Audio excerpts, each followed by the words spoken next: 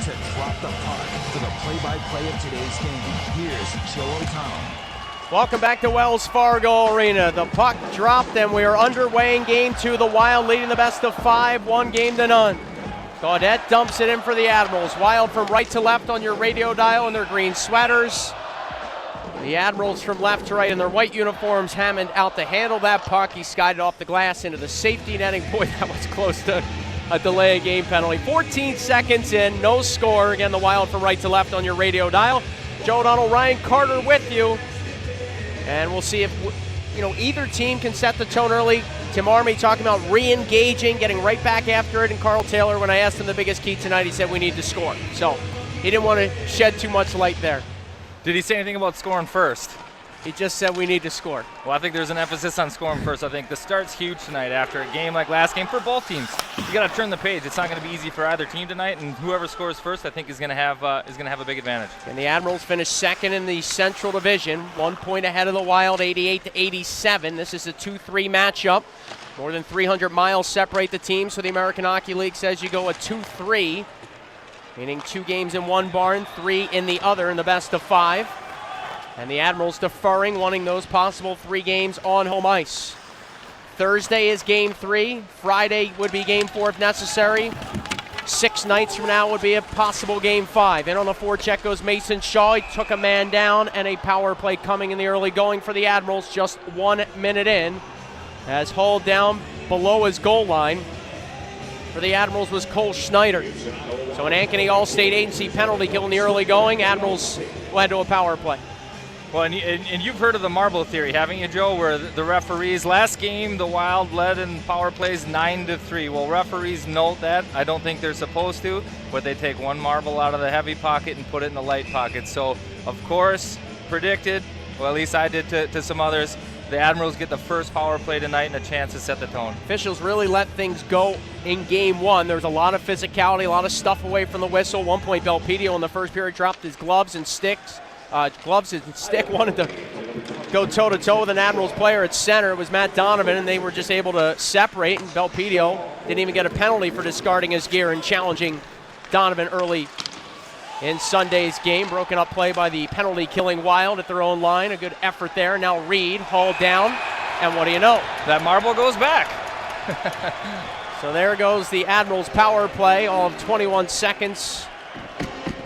And early in the first, a minor for both sides. That should tell you it's a good time to introduce the officials. Kenny Anderson and Stephen Reynaud are your referees. Nate Stanton and Alex Stagnone are the linesmen. Wild PK did a good job there, and they were obviously 3 for 3 Sunday. And what stood out to me is that they didn't allow the Admirals to get the blue line in easy entries. Everything was tough. All entries were tough. And here they won the early faceoff. Entries were tough, a quick turnover, and now they draw a penalty. Belpedio is shot, gloved by Grosnick off the faceoff, and he halts play. In the box for Milwaukee is Colin Blackwell. So Shaw in the box for the Wild. Blackwell in there for the Admirals. Early going in game 2, and no score. Wild hockey tonight, presented by Mercy One, your best life, our one purpose. Joe O'Donnell, Ryan Carter with you. It's 4-on-4 action at the blue line. Susie drills it deeper.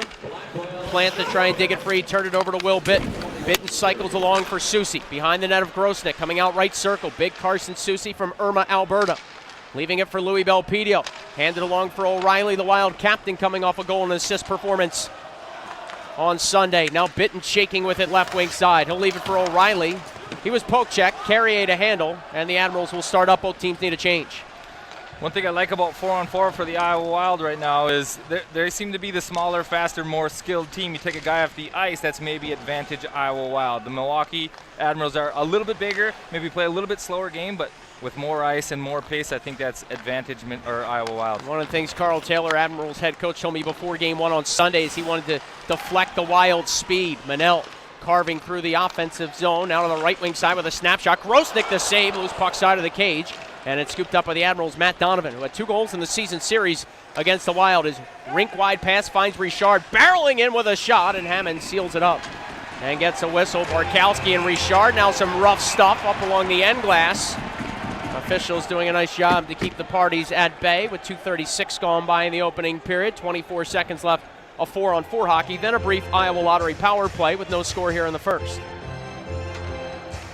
Yeah, feisty play indeed. I'd like to see that out of Barkowski. The Carl Taylor, Admirals coach, mentioned that they thought it was going to be easy. Well, Barkowski right now sending the message first period, hey, tonight's not going to be easy either. Nothing's going to change. Physicality right in front all the way to the whistle. Draw to the left of Hammond coming. Hammond got the win on Sunday, of course, a 29-save shutout. His Calder Cup playoff career record now 2-3. Also has 5 games of Stanley Cup playoff experience as Hammond. Some with Ottawa, and last year with Colorado. Donovan to the left circle, Lard with a shot. That whistled wide. Reed racing for the loose puck. Mentioned Sunday's broadcast, Matt Reed with 30 games of Stanley Cup playoff experience. The man on my right, Ryan Carter, knows a thing or two about the Stanley Cup playoffs. How much will that experience help a guy like Reed lead the Wild in the right direction? Well, that's huge. He knows, and he's going to be one of the leaders that's called on right now to bounce back after a 7-0 game. You've got a lot of guys that 14 was it, that just had their first playoff game, and they think, well, this is easy. Well, playoff hockey is not easy. It's about will, it's about effort, it's about compete, and it's about those leaders. And Matt Reed, who's been there before, obviously 30 games. Everybody in the playoffs, I mean, if you look at it, they're going to have a losing record because you lose more often than you win in playoff hockey. Well, to have 30 games, that means you've won a lot of them, right? So he knows how to win them. He's going to use that experience to teach those kids that just had their first game what playoff hockey is really about. Reed off the rush right side with that chance that Grosnick swallowed up. Offensive zone draw for the Wild. Now an Iowa Lottery power play, which was 1 for 9 in game 1. Right side, Annis controls. Spiked it rink wide. O'Reilly, backdoor. And that feed went errant. Annis gathers. Down low, Rowell, touch pass Mayhew. Now O'Reilly, a wide open net, and he pushed it just wide past the short side post. Crowd can't believe it. Grosnick's lost his goal stick. Wild keep it alive. Just a couple of seconds left on the man advantage. Bouncing puck behind the Admirals' cage. Tenorti gobbled it up, and then Grosnick will salt it away. The crowd still buzzing. Yeah, talking to Coach Dave Cuniff, the power play coach, he said, hey, listen, we were 1 for 9. Maybe we'd like to be better than that. We got our goal, but I think he said he felt that the Iowa Wild used their power plays to gain momentum. Here, just a quick one, but a scoring chance. It got the crowd back in it after a penalty kill, and now there's an offensive faceoff. Wild with a chance to get it going again. 3 shots for Iowa, 1 for Milwaukee. 3:24 gone by in the first. No score here in game 2. Cunnin, Greenway, Donato, Prosser, and Belpedio for the Wild. They win the draw. It is Prosser, right wing side, firing one. That knifed off a body and deflected wide. Richard to the carom. He'll barrel ahead, one of the fastest players in the American Hockey League. And at the offensive line, he ended up in a heap, but the play was offside. And so a whistle here with 3:33 gone by in the first. American Hockey League announcing a couple of suspensions. Trevor Carrick of the Charlotte Checkers suspended 3 games for his actions against Providence on April 21st. He left the bench to join an altercation, and Checkers defenseman Bobby Sanguinetti, a 1-game suspension for a check to the head April 21st against Providence. So Charlotte, the top team in the league with 100-plus points in the regular season without 2 defensemen. They continue their series against Providence. Here's Cunnin carrying in. He had a goal Sunday, and his wrister is trapped by Grosnick. But it appears early, Ryan, a shooter's mentality from the hometown Wild. Yeah, they're not passing anything up right now, and I like that. I think that's the mentality you need after chasing the goaltender. He's getting a chance to get back in the net. Test him early, but you got to get bodies there too. He saw that one pretty well. I mean, that was a rush chance, but you get some bodies in, make it tough for him to see it, have to battle for pucks. O'Reilly, Mayhew, Bitten, Prosser, and Belpedio for the Wild. Kirkland takes a draw for the Admirals. Justin Kirkland, a Winnipeg native, 3rd-round pick of Nashville in 2014. He wins the faceoff back for Duncan Siemens. Siemens slips this puck along. Donovan will start ahead. A right wing feed, and Kirkland carries in onside. Pulled it in with a wrister, and it's snared by the glove of Hammond. And again, more rough stuff. This time it's Prosser right in the middle of it. And this time again in front of Hammond. They're pushing it out. They're making it clear that this isn't going to be easy ice. And right now it's keeping the Admirals to the perimeter, which is exactly what the Wild need to do. At times this year, Prosser, when with the Wild, played with Matt Barkowski, sort of a veteran D pair. But the D pairings for the Wild, as they have been last couple of games of the regular season into the postseason, Barkowski and Manel, Belpedio and Prosser, Soucy and Warner, each with a little different element there in the 3 pairs. The Wild forward lines, Greenway, Cunnin, and Donato, Mayhew, O'Reilly, Bitten, Rowell, Shaw, and Reed, Liambas, Beck, and Annis. And again, Wild head coach Tim Army stressing before this series started he wanted the 4th line to win the battle against the Admirals' 4th line of Gaudette, DiGiuseppe, and of course Matthew Olivier, the young rookie. Hammond a pad save off that blast from the faceoff. Now Warner below his goal line. Shaking past some trouble, left wing corner of his own zone, headman, and the Admirals will handle out at center with the 19-year-old Ellie Tolvanen. Tolvanen to the left wing boards, Tenorti, shoved by Bitten as he threw it deep. Hammond sets it up nicely for Warner, who rumbles around his own cage, and right wing side will just guide it out to the neutral zone. It ends up in the benches and a halt to play. Wild Hockey this evening, presented by Suntan City, Buzzer Billy's, and Dick's Sporting Goods. Every season starts at Dick's. And don't forget, Wild fans, that you can purchase playoff flex plans, valid for all 4 rounds. 10 playoff flex plan vouchers start as low as just $120. Combo packs are available. Plus, there is a pay-as-we-play plan available. Try saying that 5 times fast. More information at iowawild.com. If there are more home games to come, you'll be able to purchase those tickets. But again, iowawild.com for all your playoff ticket needs. Admirals at the right point with Carrier. Swooped it down low for Colin Blackwell. Blackwell, a tough angle shot, hit the outside of the net. Hustling to it, Cole Schneider. His poke check by Barkowski. Reed in the corner. Smashed there by Blackwell. It's jarred free. Barkowski to Rao. A clean breakout and a rink-wide pass for Reed. Over the offensive line as Shaw going to the front of the net. Try to float it that way, but it was deflected down by the defense of Adam Plant. Plant now to skate out of his own zone, left wing side. He'll find the red line and dump it in as he was upended. Admirals change behind the play. Hammond reverses into his right wing corner. Manel to Shaw. He'll use the ice beneath him and then spring it along to Barkowski. From the left wing wall, just bash it out to center. It seems like the Admirals are making a conscious effort to get the puck behind the Wild D right now. I feel like if they're the bigger team and they want to slow things down, they're going to have to play behind the Wild goal line. Looks like they're trying to do that right now.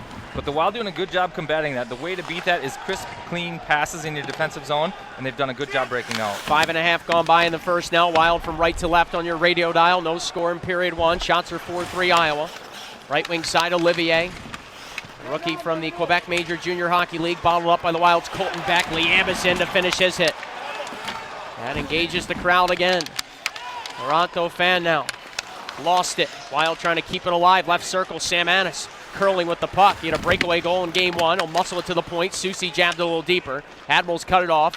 Dauphin will start ahead at the offensive line, trying to weave one along. Broken up by Susie. Flexed ahead, but not out.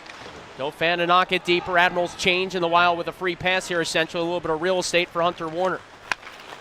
They'll find Colton Beck. Over the offensive line, that's Cunnin. Cunnin deep into the right wing corner.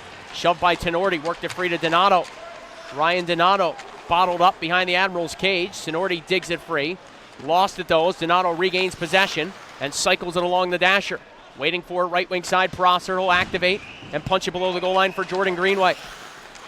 Richard stole it from him, and he'll just label it out to center. And both teams will look for a change as we near almost 7 minutes gone by in the first and no score.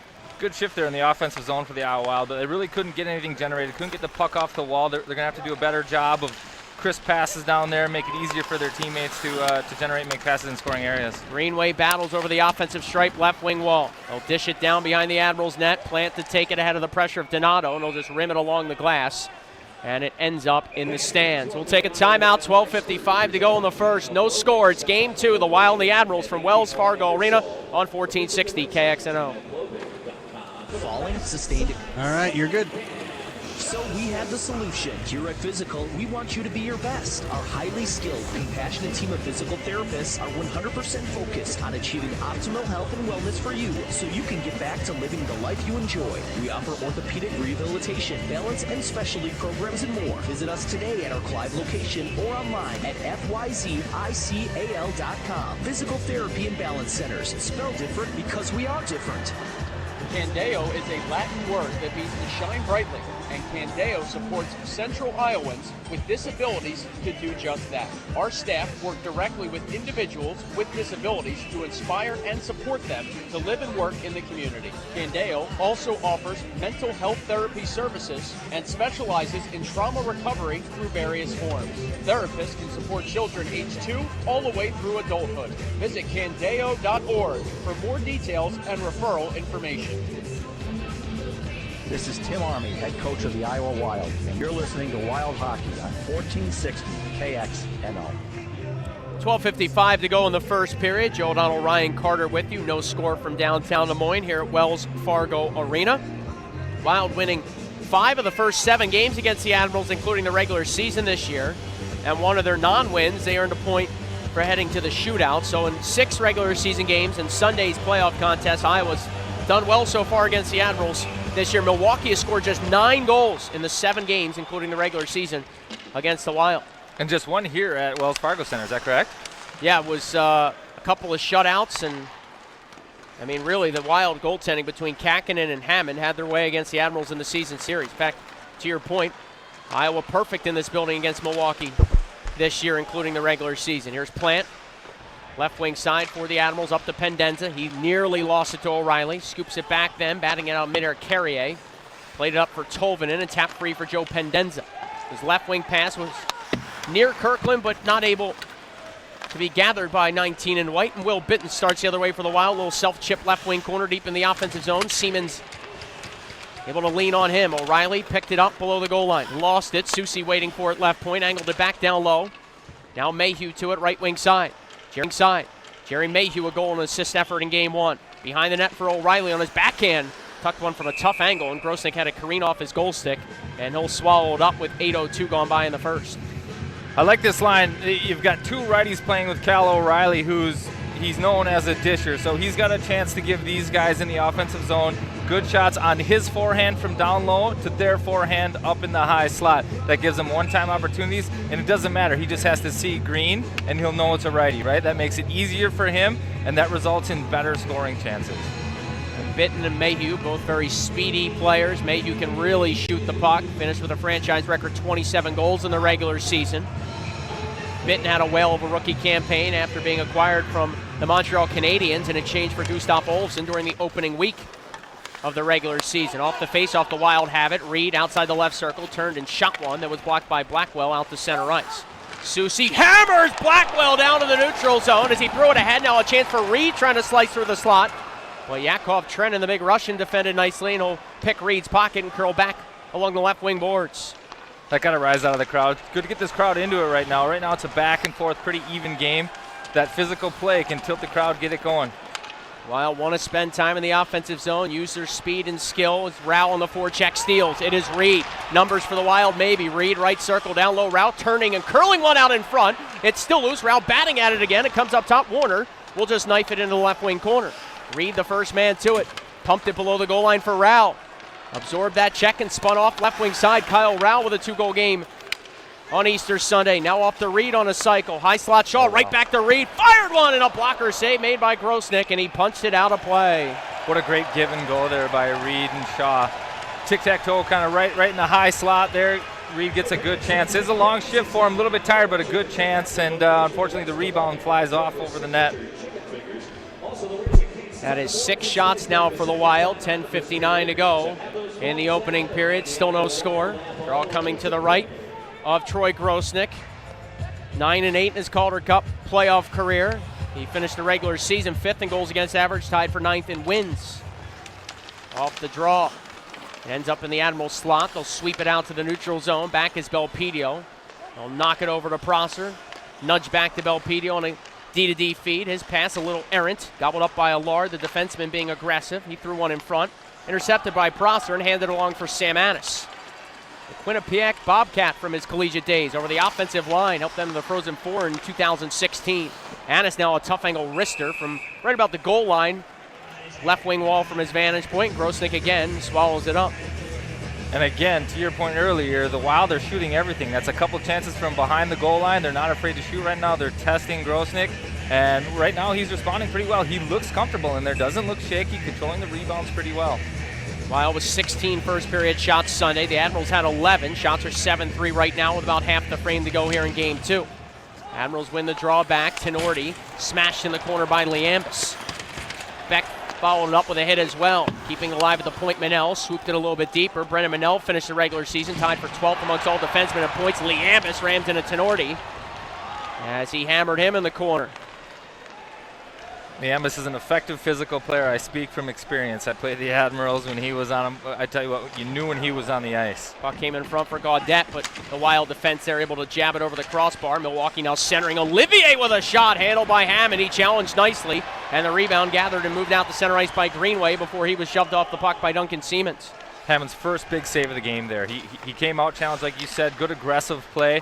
Wild, a little bit of a breakdown. The defensive zone left the Admiral wide open in the front of the slot, but Hammond did his job. Luke Cunnin at center ice, stripped by Adam Haluka. His 18th career Calder Cup playoff game for the veteran. Haluka now weaving ahead, finding space in the wild zone before he was poke checked by Cunnin. Cunnin battles to the left of Hammond and then just stabs it out to the neutral zone. Carrier takes over along the plant, and a right wing pass through center ice for Haluka. Over the offensive line, he'll front the play and dish it to Richard, fed into the corner for a tough angle shot that was handled by Hammond. That came off the tape of Laurent Dauphin.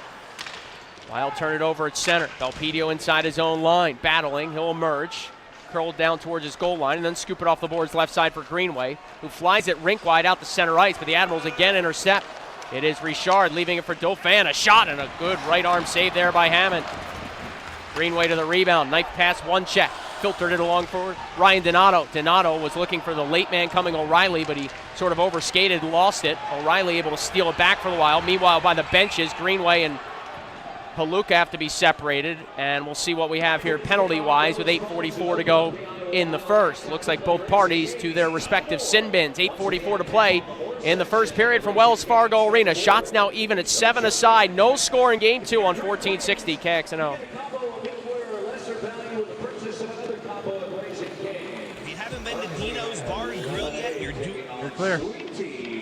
Dino's serves up fabulous dishes carefully prepared by a devoted team of chefs to ensure a fantastic meal. The beer, wine, and cocktail list has something for everyone to ensure a good time is had by all. Stop by Dino's Bar and Grill on the corner of 60th and Ashworth Monday through Saturday for lunch or dinner, and see for yourself how great eating local can be.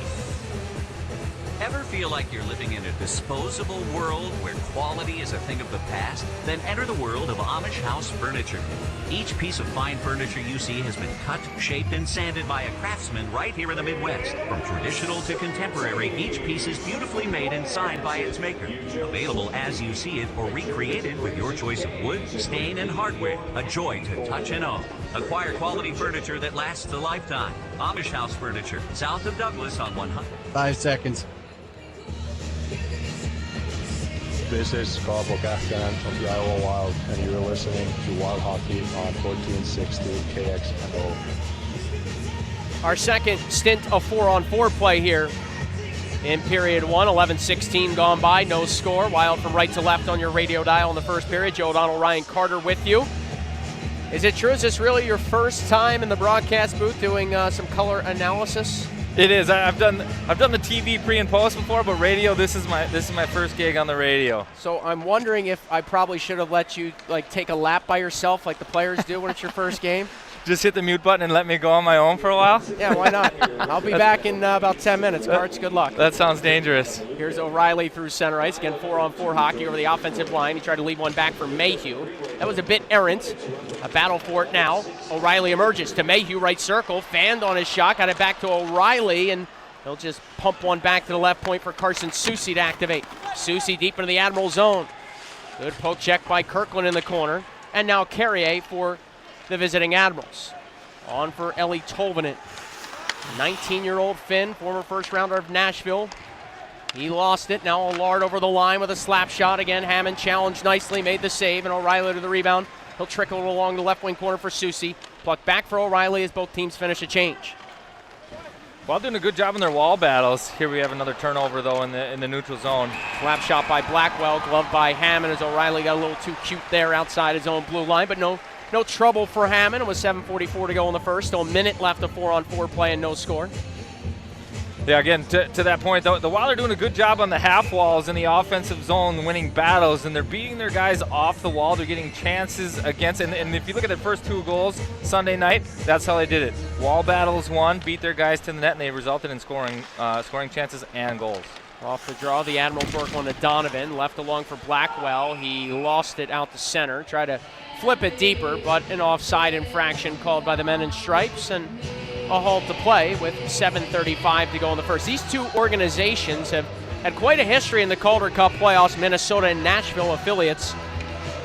All-time Minnesota's AHL affiliate, 12-10 in Calder Cup playoff games against the Nashville Predators affiliates. There were a couple of sweeps in there, one for each side. The last 2 series where Minnesota and Nashville AHL teams got together, it was Milwaukee and Houston, the Arrows, of course, and Arrows won both of those. 2009, a second round 7-game triumph. And in 2011, also a second round 7-game triumph. Milwaukee right now doing a good job reloading when they've got the puck in the offensive zone. That back pressure, I think it's frustrating the Iowa Wild right now. That's part of the reason why Jordan Greenway's sitting in the box right now. They had a shift. It was turnover based on the Admirals' back pressure. They're continuing that, and the Wild are having a hard time sustaining anything in the offensive zone right now. It's interesting you bring that up because one of the things Carl Taylor, Admirals head coach, talked about on the Buzzer Billy's pregame show was that his team didn't really track very well. He didn't come out and say that, but that was the sense I got because he said there were some goals off the rush, and they weren't odd man rushes. They just didn't really have the awareness on their track in Sunday's game 1. Donato trying to clear out. Second effort will just spin it out to the neutral zone. We're back to 5-on-5 play now on the final 6:20 of the first. Admirals lose one at the Wild blue line. Donato trying to feed it along. Now a battle near the red line. Donato poked it ahead with Cunnin, a 2-on-1. Left circle Donato in, took a shot, and Grosnick fought it off with his left pad. Again, we see the shot first mentality. That was a pseudo 2-on-1, little quick break from the half wall there. I like the shot. He shot far pad too. Any rebound there is sitting there for his teammate to tap in. Unfortunately, Grosnick gets a good piece of that and deflects it wide. Haluka with a backdoor pass, not once but twice, both blocked by sliding Wild players. Now Cunnin outlets for Beck as Iowa finishes a line change. Beck a self-chip. He'll get to it right wing side. Colton Beck trying to power out in front, and with one hand from in tight, Grosnick able to hold that post to his left. Good hit by Liambus. Boy, we've said that a lot in this series. Now Beck right circle with a chance, and a stick save made by Grosnick. Again, for the second straight game, very sharp in period 1 for the Brookfield, Wisconsin native. Liambus at the blue line. Hems the Admirals deeper. Of course, Liambus as well as Cal O'Reilly, 2 former Admirals now skating in central Iowa. Carrier peels back behind his own net. Just over 5 minutes to go in the first, no score. Joe O'Donnell, Ryan Carter with you. 5-on-5 hockey, Admirals from left to right with a controlled breakout. Here is Pendenza through center ice, left wing side. Kirkland a toe drag move and a shot. Kicked out by Hammond, and a collision there. 2 Admirals end up in a heat. Prosser with a springing left wing feed for Mayhew. Good chance floated in. Off the controlled breakout there. Coach Tim Army, too, had mentioned that he does not want to allow the Admirals to set up. He thinks that they're good that way. Again, they rush the puck. They get a nice little shot wide, and they need Hammond to stop one. Belpedio with a long shot just deflected wide. Now O'Reilly to Mayhew, who'll wheel out right circle on a cycle attempt. Activating defenseman is Prosser. Pop-out play, Bitten spinning a shot of his block. Bitten gets it back. Angles below the goal line. Surveys, good pressure by Bitten. Will feed one to the point for Mayhew, still covering for Prosser back there. It's labeled down low. O'Reilly chunked one in front. And the goal stick of Grosnick says no. Now look out, Hammond way out of his net to his own left circle. They gather that long chip pass by the Admirals, and both teams sort of reset now as O'Reilly takes it for a skate in his own zone. He'll feed Prosser and poked along for Belpedio. Behind his own net, flick back along for Prosser. Once more Belpedio, heavy pressure coming. He'll absorb a hit along his end wall. He lost at a centering feed, and Rao was able to break it up. Look out, Admirals get it back, a backdoor chance. They hit the outside of the net as Blackwell was denied. He sort of ran out of real estate on that broken play. Blackwell with a wide open net. The Admirals on the forecheck hard right now, doing what Tim Army wanted his team to do, not allow them to set up the controlled forecheck. They get a solid grade A chance, and Blackwell just misses on the backhand wide. 3:40 to go in the first, no score. Admirals with their best sequence there. Shaw, right wing corner deep in the offensive zone for the Wild. 4th round pick of Minnesota in 2017. Now stealing for a moment was Reed, but the Admirals there to defend nicely, and they'll fly it out through center ice. Susi gloves it down and springs it right back up left wing boards. Liambus over the offensive line. A quick re-attack. His snapshot blocked, and the Admirals take over with Olivier. They'll feed one of the men fresh off the bench, and Adam Plant. His pass through center ice never materialized. Annis bottled up in the neutral zone, stayed with it, poked it free to Liambus, off the back, and he'll jam it in right wing boards. We've got Liambus again right now. I don't know if they're double shifting or if he had an extra shift there, but maybe Coach Army wants a little physicality to get the crowd in this game right now. Here is Carrier for the Admirals defense. A pass for Di Giuseppe, and this will be an icing call. One of our rare whistles down the stretch here in the first. 2:49 to go in the first. Crowd urging on the home side in this scoreless game 2. And this is where it could be advantageous for a guy like Liambus to get extra shifts. He's physical down in that offensive zone, has the D, the head turning, physical play. Those battles tire you out. They get hard. Now what happens? They ice the puck. You get the fresh guys. You get your home change, home ice. Now you've got your top line out there against tired guys. Cunnin, Greenway, Donato with Manel and Barkowski on the draw for the Admirals. Gaudette. Cunnin won it back cleanly. Manel to Barkowski. A shot. Ricocheted down in front. Looking for Donato, left wing corner. He got back to his skates after being upended. Moved it along to Cunnin. Cunnin curls out right wing wall. Swooped it to Manel. Brennan Manel surveying. Now Donato with the lane. Cross ice. Cunnin. And he scores! Great play, and that's how you draw it up. That's how you draw it up. You get the icing, you get your top line out there, you get your matchup, they make a nice play. It's a switch at the blue line, the forward and the D. The Admiral forward loses his guy, and then they find Cunnin wide open coming down the backside. Blistered home the one-timer, is second of the postseason, and late in the first, the Wild a 1-0 lead.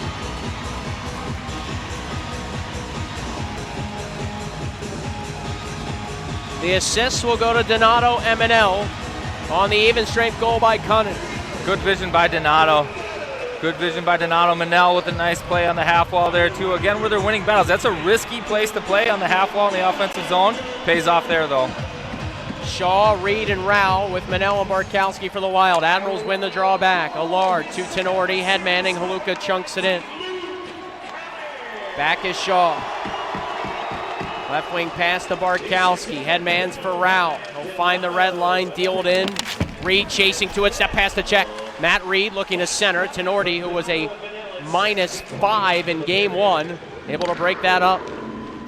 Now you've got 2 minutes left in the first. It's been a good first period, even. You want to do everything you can right now to make sure you go into the break with a lead. 2-0's obviously better than 1-0, but you don't want to give them a chance to get back in this game before this period's over. Rao on the forecheck, initiated contact. Admirals though break it out with Haluka, hounded by Shaw, fight through it, play it to Richard.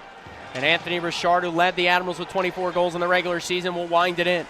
Prosser for Rao, 100 seconds to go in the first. Wild lead 1-0. Rao the safe play off the glass right side and through the neutral zone. Admirals go D to D. Donovan to Siemens, and now a return pass. Matt Donovan left wing side, charging ahead, flipping it into Iowa ice. Belpedio knocks it down, rotates it back the other way, but it never left the zone. Richard got past the check, took a left wing circle feed. It was stopped. Rebound on a wraparound out in front, and they score. It's Justin Kirkland, and with 80 seconds left, the Wild failed to clear, and it's 1-1. Yeah, that's a tough break. Bouncing play for Belpedio on the half wall. He tries to clear it, but puck rolls off. It's a soft play. They pick it up, couple of passes. Hammond makes a nice save, but the rebound goes behind the net. He can't get across, and standing right in front is the Admiral, who buries it home. Absolutely huge goal for Milwaukee as Kirkland drilled it 5-hole on that second chance in front. 14th shot for the Admirals. They finally break through for the first time in the series. Hammond coming into this game, including the last couple of outings in the regular season, had gone 136 minutes without a goal. So basically he puts up 150 minutes of scoreless hockey between the pipes, tail of the regular season through game one until the tally by Kirkland. Down to 70 seconds left in the first now. O'Reilly impaled deep in his own zone. We'll see who gets the life now. Siemens at the blue line, wristing a shot. Stick saved by Hammond. It deflects off the glass and found the safety netting. Such a big goal for the Admirals right now and their mentality. To go down again after losing 7-0, maybe it looks like they're gonna leave the first period down a goal. To get that one with 90 seconds left, huge lift for them. Huge lift for them mentally. Now they're on the push. They feel like they're back in it. Exactly what you don't want if you're the Iowa Wild. 63 seconds left in the first. Tied at 1. Back after this on 1460 KXNO. Metro Appliance has been serving Des Moines for over 30 years. We offer fantastic prices on used appliances, delivery, and in-home service repair. We do repairs on a variety of appliances, so you never have to worry. Metro Appliance carries brands like LG, Samsung, Whirlpool, and many others. We are family-owned and operated and located at 4400 Hickman Road right here in Des Moines. Make sure to give us a call at 515-271-8870, and make sure you check us out and follow on Facebook. Let's go Wild! Are you ready? America's top-rated entertainment has finally arrived. Breakout Games is for those who would rather solve mysteries than watch someone else have all the fun. With different routes. I got 20 seconds. Escape your adventure of choice by cracking codes, solving puzzles, and following clues. Part problem solving, part adrenaline, end-to-end fun. Check availability at breakoutgames.com. This is Kyle Rowell of the Iowa Wild, and you're listening to Wild Hockey on 1460 KXNO. Minute and 3 to go in the first. Joe O'Donnell, Ryan Carter with you. Draw to the left of Hammond. The game tied at 1 here in Game 2 of the best of 5 Central Division semifinals. The Wild and the Admirals. Rowell out through center ice all by himself. Pops it in. He'll chase to it. Carrier is back to handle. Around behind the net of Grosnick. Rowell on the forecheck. Got some help from Shaw. Had a man in front. Reed couldn't get it to him. Instead, it's Rowell coming out on his backhand with a shot. Reed had a whack at the rebound, and it trickled just wide. Plant to the carom. Around for Schneider. Reed finishes hit on Plant, and then rammed into Schneider as well. Final 36 seconds to go in the first. Admirals move it out to center ice. Blackwell flew it along. Barkowski swatted it down, tried to drive it the other way. Plant had some trouble with the bouncing puck. Again, Reed initiates contact, and he'll wand it deep. Final 23 to go in the frame. 1-1 our score. Blackwell for the Admirals. Good patience to the weak side D for Plant. He nearly lost it to Ryan Donato. And now Greenway steals in front of his bench. He gets run into by Trennan. A dozen seconds left. It's Warner. D to D left circle Barkowski, and ahead for Cunnin, who has the Wild tally. He'll turn to his backhand and float it in. Well, I like that line, that Shaw line. It's not the biggest line, raw line, but they compete hard and they win their battles. They won a couple of battles, got a good chance there, a little bit of an open cage, just missed on it. That takes us to the conclusion of the opening period. Cunnin and the Wild draw first blood, but Kirkland answers for the Admirals, and a big goal for the visitors to even it up at 1.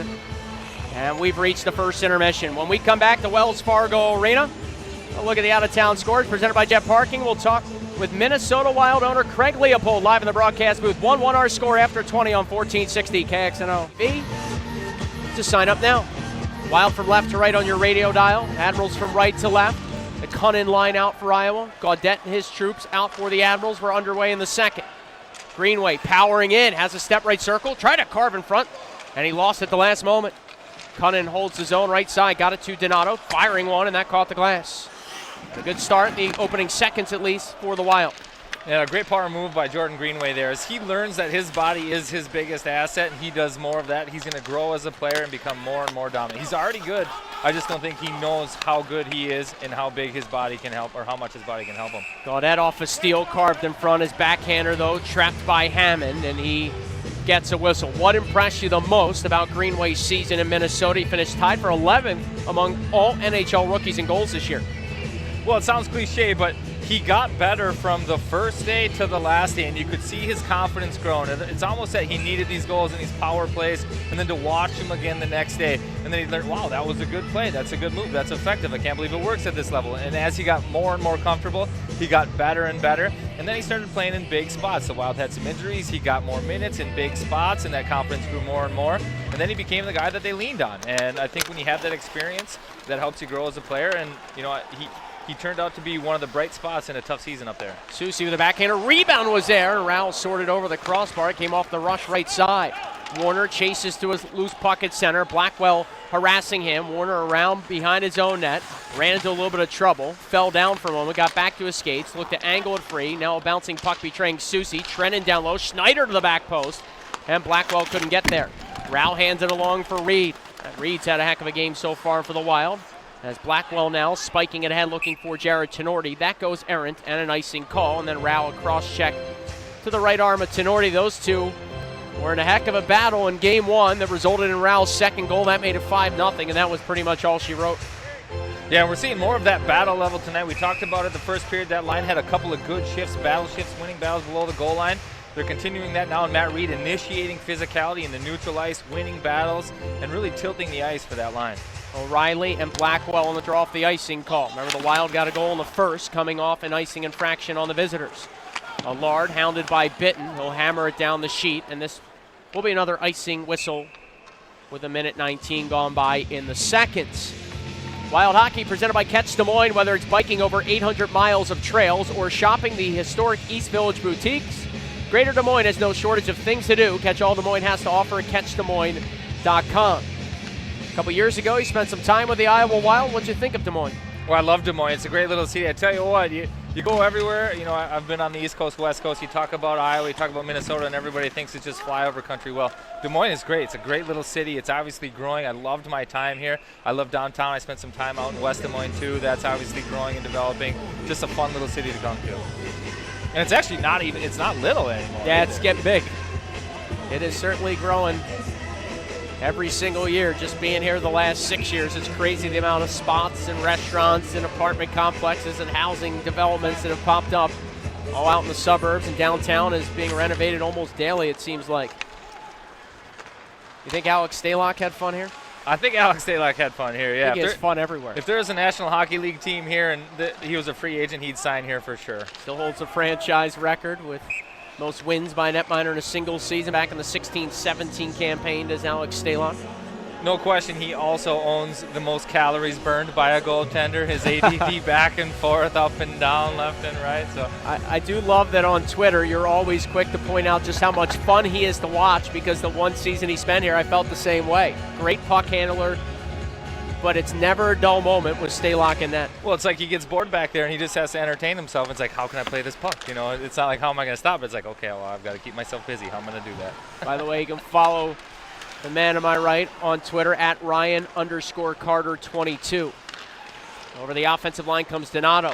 Snapped a chance. It deflects into the corner. Greenway hustling to it. Popped it back. Barkowski has to handle it center. His pass blocked. It comes back to him. He lost it to Richard, who stabs it deeper. Admirals get some fresh bodies out behind the play as Cunnin deep in his right wing corner. Sprung it along, hoping for Donato. Cunnin followed it up, now Greenway. Waiting patiently and hooking up with the weak side D. Barkowski over the offensive line. Left it back, Manel has a lane left circle. Snapped the shot, and it sailed just wide. Greenway to the rebound. Curling past the pressure of Donovan, leaned on. It's Greenway rumbling out left wing wall. He'll spin it below the goal line. Good play by Siemens to cut it off for a moment. Cunnin joins the fray. Now Greenway again. Playing it below the goal line, looking for Donato. Admirals take over. Richard, who can really fly, chased by Soucy. Richard curls up, looking for the late man coming. It's Donovan, left wing side, dancing past the check, backhanded a shot, stopped by Hammond, and the rebound skittered wide. Well, opportunity missed there. Hammond with a little bit of a rebound. The Milwaukee Admirals player out front there decided to go around the net instead of stop in front, and that's ultimately where the puck was. O'Reilly to Mayhew, right circle with a shot, and that kicked off the right pad of Grosnick, but tied up, was bitten. He couldn't get his lumber on it. Back out at center now, the Wild reset. Mayhew dances past the check. High slot, weaved one a bit, right circle. And he was poke checked before he could pull the trigger. Comes down below the goal line. O'Reilly and Mayhew in close proximity. Carrier emerges for the Admirals. Reverse the plant, drilled along the boards, pinching in Warner. And covering at the point, O'Reilly holds the line to the left circle, where Mayhew will chase off the dasher.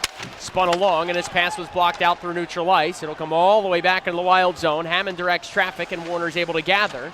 Bait in the pressure of Pendenza, snake his way to the left wing side, and then curl back again, using the net as some protection before finding Colton Beck.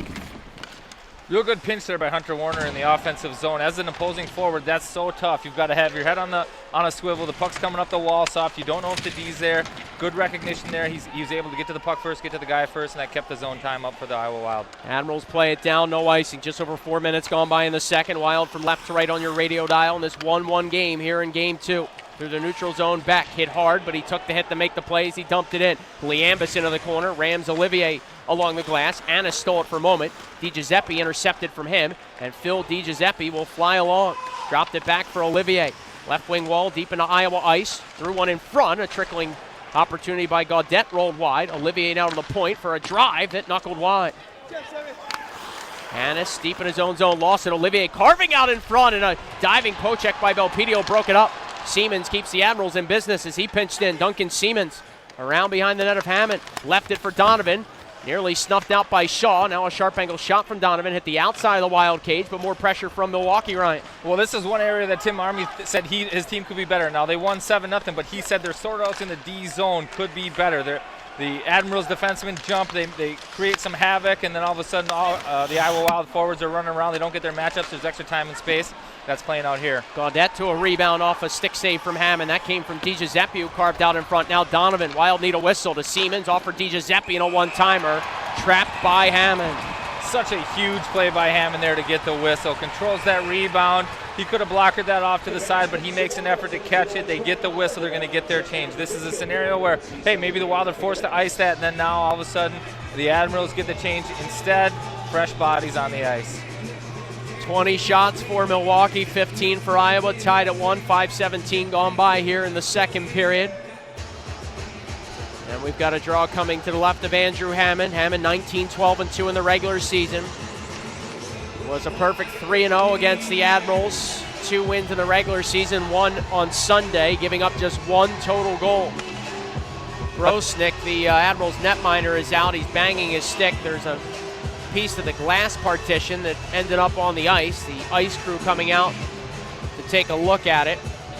And I think they have this thing sorted out pretty quickly. They told the guy with the ladder to take a hike. Now, WWE was here last night, and ladders can come in handy when pro wrestlers are around. Pro wrestlers and backs, snapping backs. Blackwell just now realizing that there's a timeout. I think he was set to take that face off for the last 30 seconds, but somebody gave him the heads up finally. 14:43 to go in the second period. Well, the Admirals now lost a shot on the video board, so, you know, a little home cooking. Well, not for Hammond. Hammond's like, what? I stopped that one. No, that's good. You know, a lot of shots so far in this game. You know, 19-15 on pace for maybe 45 shots. It hasn't seemed like it's been that offensive of a game, but a lot of shots. The pace has certainly been good as well as they continue to work on the glass over the left shoulder of Grosnick deep in the Admiral zone. And it looks like they're going to take the promotional timeout now that we're doing 43 seconds of game time. So we'll break back in 60. Wild and Admirals tied at 1 early in the second in Game 2 on 1460 KXNO. Imagining a better bank starts with looking at the savings rates most banks offer and saying, really? Capital One is building something better. All right, I got a 60 going for you. Like here.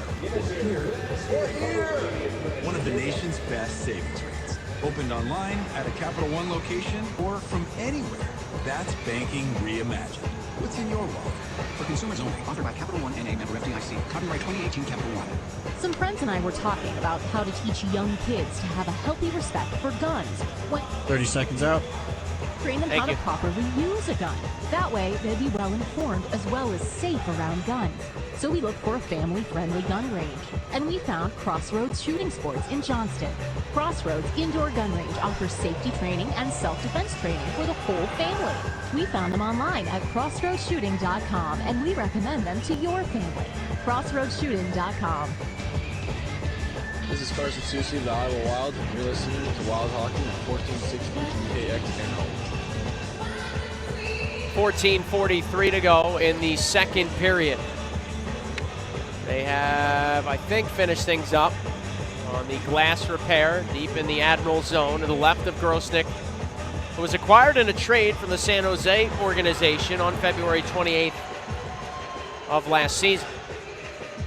Grosnick an all-star this year.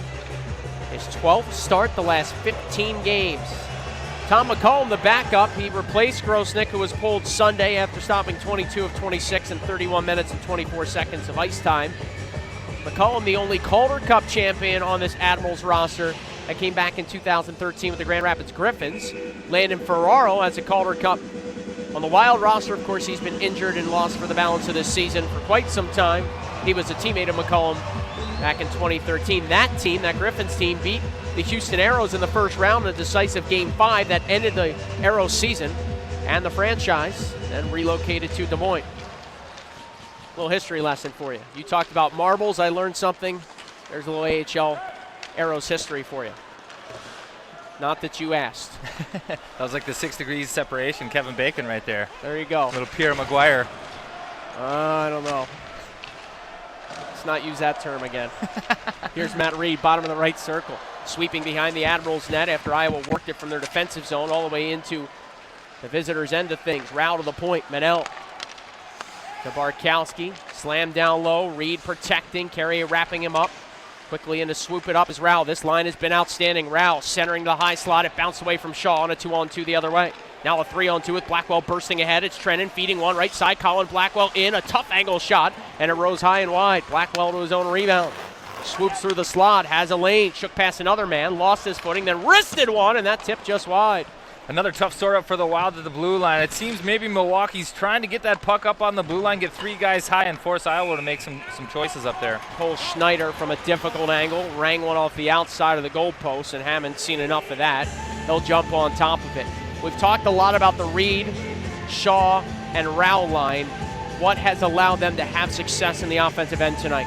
Well, I think they're winning battles, and they're doing it the right way. I think right now the key to success against this Admirals team, who have some big defensemen, have some offensive defensemen, is to get the pucks behind them, win your battles, beat them off the wall. They're doing that right now. It's not the sexiest way to play, but it's the effective way to play playoff hockey. Warner turns a puck over. Richard, a quick shot. Stopped by Hammond. Stung him a bit. The rebound poked up, not out by Soucy. Now drive by Donovan, and that caught the glass. Siemens holds in right point. Whacked it deeper. Warner to chase behind his own net. Wanted to reverse it. Instead carried out right side. Jammed it to Donato, and he'll just rip it out through center ice. Icing waved off. Almost 7 minutes gone by in the second. 1-1 our score. Admirals filtered back the other way, and an icing call coming here with 6:50 expired time in the second. Seems Milwaukee's kind of giving their push right now. Momentum is kind of going their way. Wild have been defending more often than they've been attacking the last 5-10 minutes. Wild to get an icing here. Let's see if they can't win a draw and maybe turn that around. Donato, the left shot, will take the draw at the left circle. Cunnin, usually the center on this line, is a right shot. Former first-round draft pick, 15th overall in 2016 is Cunnin. Donato, second-round pick of Boston in 2014, acquired in the Charlie Coyle trade. And now the officials trying to sort things out. Dauphin was thrown from the draw. He's allowed to come back in by the referee. The linesman there ushering him out. The ref said, nope, he's good to go. Admirals win the faceoff. Haluka muscled it out to center. Greenway slowed him down. Now at the red line, Prosser tapping along. Greenway to wand it back for Louis Belpedio. Belpedio, D-to-D for Prosser, right wing side. Hacked along for a tip-in by Donato. Well, to get a couple fresh bodies out as Donato barrels in on the forecheck and rams into Donovan. Donovan took that collision, did well with it, spun off, and then freed up Tenorti. Pressured by O'Reilly, nearly stripped by Mayhew, and the Admirals do come ahead. It is Tolvanen, and this play offside as Kirkland was in early right wing boards. Donato, a good F1 on that forecheck, does his job. You're supposed to take the body, separate the man from the puck. He did that. Unfortunately, the Wild were in a change, so he didn't have support. Second man wasn't there. The Admirals able to 2-on-1 him outside the zone. Almost a turnover because the puck went up the bench side, but hopefully the Wild, they continue that forecheck, they'll turn the pressure around. O'Reilly and Kirkland on the draw. O'Reilly works it back. Brennan Manel skates to his right, peels it to Barkowski left side, then up for the captain, and O'Reilly just dishes it out the center. Admirals send it back the other way, knocked down by O'Reilly. Wild try and fly it in.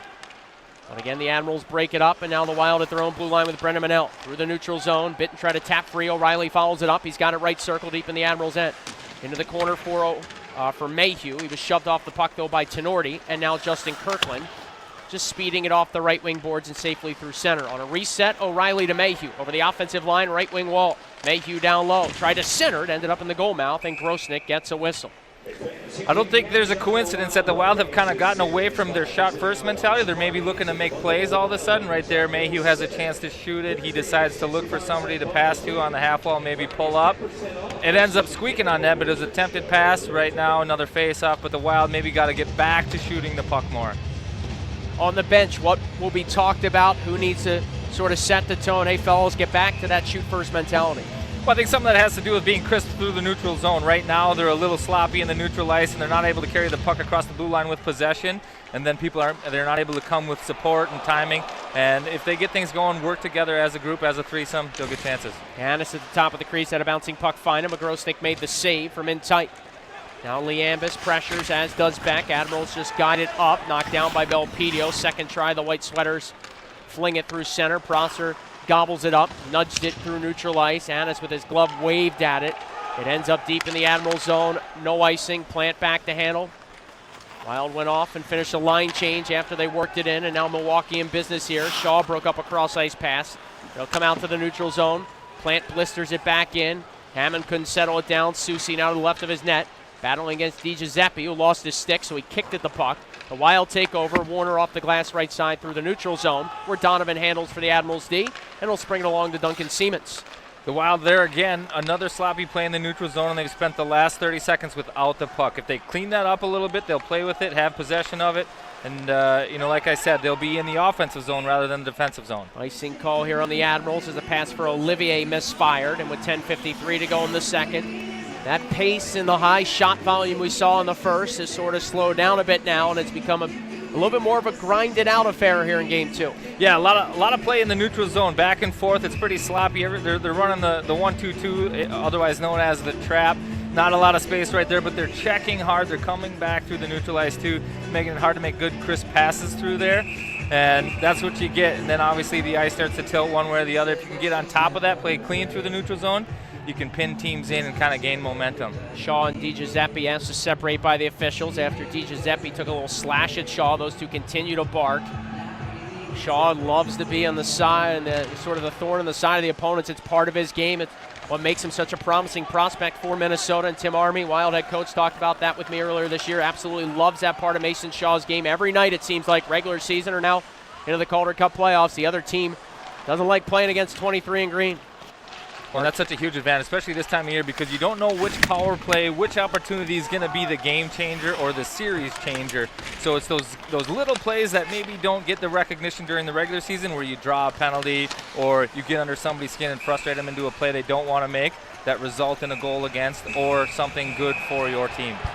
Hammond covers up a puck that came trickling in after Manel slowed down Trennan's shot off the rush.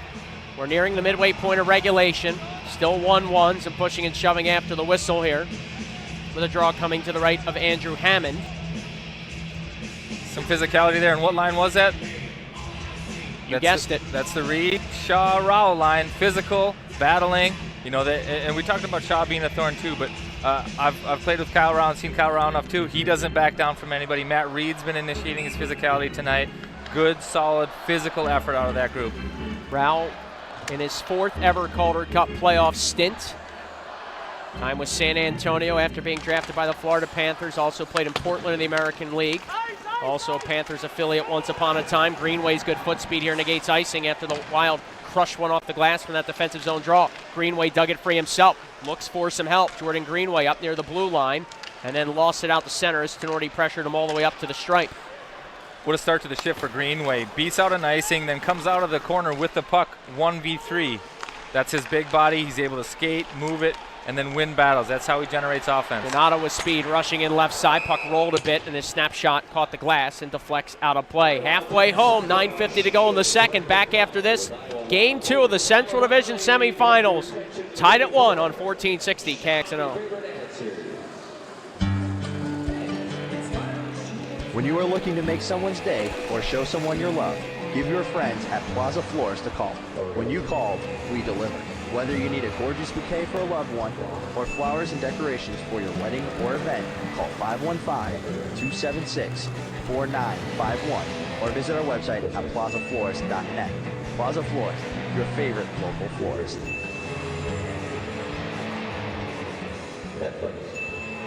Iowa Wild Hockey is back, and Buzzard Billy's is ready. Wild fans know Buzzard Billy's is the place for Wild pre- and post-game eats and drinks. $3 domestic pints or 22-ounce souvenir cups for just $4. Food? Oh man, what hockey fan doesn't love Buzzard Billy's classic poutine? And don't forget, Buzzard Billy's has plenty of free parking for Wild fans. Park, eat, drink. Then simply walk to the game. We're just a block south of the arena. Iowa Wild and Buzzard Billy's. Now that's how you do hockey. This is Tim Army, head coach of the Iowa Wild, and you're listening to Wild Hockey on 1460 KXNO. Back here at Wells Fargo Arena, 1-1 our score. Joe O'Donnell, Ryan Carter with you. Both teams striking late in the first. Cunnin at 17-29. In the Wild, a 1-0 lead, his second of the playoffs. But just 71 seconds later, Kirkland tied it for the Admirals. Now 9:50 to go in the second. Curious to see if the Admirals pick up intensity a little bit. It's not a must-win for them, but they do not want to go down or go home down 2-0. Obviously, they're in a good spot right now. I'm curious to see if they slow play this and try to win it late, or if they're going to put the pedal to the metal right now. Donovan, right wing side for Olivier. Pressured by O'Reilly, comes out to the neutral zone. Toronto native and Wild captain dropped it back for his defense. Now Warner right side with an up-ice pass. Bitten tips it in. Grosnick came out late to play it and didn't handle it at all. Now Mayhew into the corner. Bitten follows it up to the left point for Soucy. Soucy took a look, wristed one that was blocked. Bitten after it again. Mayhew joins the fray. He'll emerge left circle from low to high. Soucy a one-timer, and Grosnick pushed out in front of that traffic and made a glove save. Bitten with some great work in the offensive zone. He's working without the puck supporting, getting F2. That's how he's able to pick that puck up off the wall. It's a one-on-one battle on the wall. He's first man in there, gets the puck, gets it up to Warner. He gets the shot on net. And then he tries to beat his guy back to the net. You got to give Tenori credit. He did box out there, did a good job there, keeping the Wild and giving Grosnick a chance to see it, from the point. Tomorrow in the American Hockey League Calder Cup Playoffs, Chicago and Grand Rapids will square off again. Somebody will be facing elimination in that other Central Division semifinal. Providence and Charlotte, Rochester and Toronto, San Diego and San Jose. The other games tomorrow in the Calder Cup Playoffs. Of course, Game 3 from Milwaukee at UW Milwaukee Panther Arena comes your way on Thursday night after a day off for both sides tomorrow and some overnight bus travel, 6 hours plus. Here is Annis to the blue line. Manel has a lane, wristed one, and Grosnick punched it away. Donovan and Beck were tied up in the slot. They separate. Wild change. Admirals with some real estate because of it. Haluka left wing pass. Dauphin will knock it deep. One time Rockford Icehog, Laurent Dauphin. And now it's Donato out of his own zone. His backhanded pass knocked down by Richard. Given to Dauphin. Rink-wide feed. Allard off the right wing boards. Jabbing one. Richard spinning in front. Barkowski able to mute that away from trouble. His pass deflects. It's grabbed by Cunnin. Tap for Donato, and he'll attack through center ice. Ryan Donato, right circle. Looking for Greenway driving the net. Greenway will chase it down off the board. Center, Donato, a quick shot, and it was guided away by the right pad of Grosnick. Nice little backhand feed to Donato for a one-timer. I think maybe had he caught it on a one-timer, a little better chance. I think he had to pick it off the skate, but a nice play. Cunnin out from the corner with a shot that was stopped. Penalty call coming up. This is going to be on the Wild. It's a hold. It's on Greenway, and with 8:03 to go in the second, Admirals power play coming. Game 2 tied at 1. Those are the types of penalties that coaches do not like to see. You've got some momentum going for you, and now that's the Wild's second offensive zone penalty. Those are the ones that coaches do not like to see. They're okay taking penalties when you're negating a scoring chance, but when you're in the offensive zone, stick penalties or holding penalties, not that it's a lazy play, but it's a play coaches do not love to see. Second minor of the game for Greenway. We had 2 penalties, one by each side in the first 81 seconds. And we had coincidentals, Greenway and Haluka off at 11:16 of the first, and then over a period of game time without a minor until this holding call on Greenway. Ankeny All-State Agency penalty kill. Admirals 0 for 4 in the series, 0 for 3 in game 1, 0 for 1 tonight. As the Wild win the draw, and Susi gets it out to center. That's such a big play, winning the first draw on the penalty kill, because you get the solid clear, and now they've got to find their timing. It's just much more difficult for them to set up if they don't win the face-off. Admirals. Go ahead. Sorry, Carts. Admirals power play in the season series. 6 meetings in the regular season, 3 for 28. Oh, a tough change here on the PK. Wild try to change it on a short little regroup. Now the Admirals get the zone, and they get a chance to set it up here. Good save by Hammond. Rebound. Blackwell drilled it off a body. Warner maybe got a piece of it. It went high and wide. That was a wide open net, and that came off a bad change by the Iowa Wild on the penalty kill there. A wide open cage. I don't know if somebody got a piece of it, but that one looked like it maybe had a chance to go. Wild had 10 shorties in the regular season, and Reed starts them ahead shorthanded to Mayhew. Right circle. A shot, and that tipped just wide with Reed going to the front of the net. Reed finishes his hit. Mayhew joins the scrum, left wing corner offensive zone. A minute to go on the Milwaukee man advantage. Pass for Richard misfired, but he got a piece of it, so no icing. Hammond sets it up. Barkowski around his own net. His clearing attempt was blocked. Following it up, Prosser. Donovan intercepts. Left circle. Matt Donovan with a drive, blocked by Prosser, and it careens out the center. Huge block by Nate Prosser. That's one of the ones as a player I can talk about it. When it's your turnover, you know you're going to get in front of that one. Processor doesn't quite get it out of the zone, but he jumps right in front of that big slapper. Kirkland reattacks. He has the Admirals goal deep into the Wild zone, around behind the net of Hammond. Now coming out right side. Man advantage at 22 seconds. Stealing Colton Beck for the Wild, and he'll poke it down on his backhand. Colton Beck's such a good checker. I got a chance to play with him when I ended my career here. He surprised me. He skates well. He checks well. Such a cerebral player on the defensive end of the ice, too. Good position there on the half wall. The PK breaks that up and pretty much kills off the penalty there. Couple of seconds left on the Admirals' man advantage. It is Donovan at the point. Over to Allard. Fake the shot. Right side it comes. Kirkland. Back to Allard. Out of the box is Greenway. Now left wing boards Donovan. Throwing one in front, and a tip by Richard. Sailed well high and wide. Trennan behind the Wild net. We'll see if they get the sort out here. Sometimes coming out of the penalty box, players don't know who's going to be the centerman, who's going to play low, who's going to take that responsibility. Right now it looks like maybe we got a couple of wingers out there, but Greenway takes it, and they get an easy breakout now. Here's Cunnin right side with a cross-ice pass. Susi activating, try to keep it alive. He couldn't. Tenorti now for the Admirals, softly off the glass, left side, nobody home. Warner drills it back the other way. Gaudette picked it up. He's hounded by Cunnin. Tyler Gaudette, left wing boards, rims it around the dasher. DiGiuseppe to handle. His shot blocked. It goes up into the air and leaves the playing surface with 5:17 to go in the second period. Back after this to Wells Fargo Arena. Some nerves maybe starting to build for both sides as we head into the late stages of the second. Game 2 tied at 1 on 14.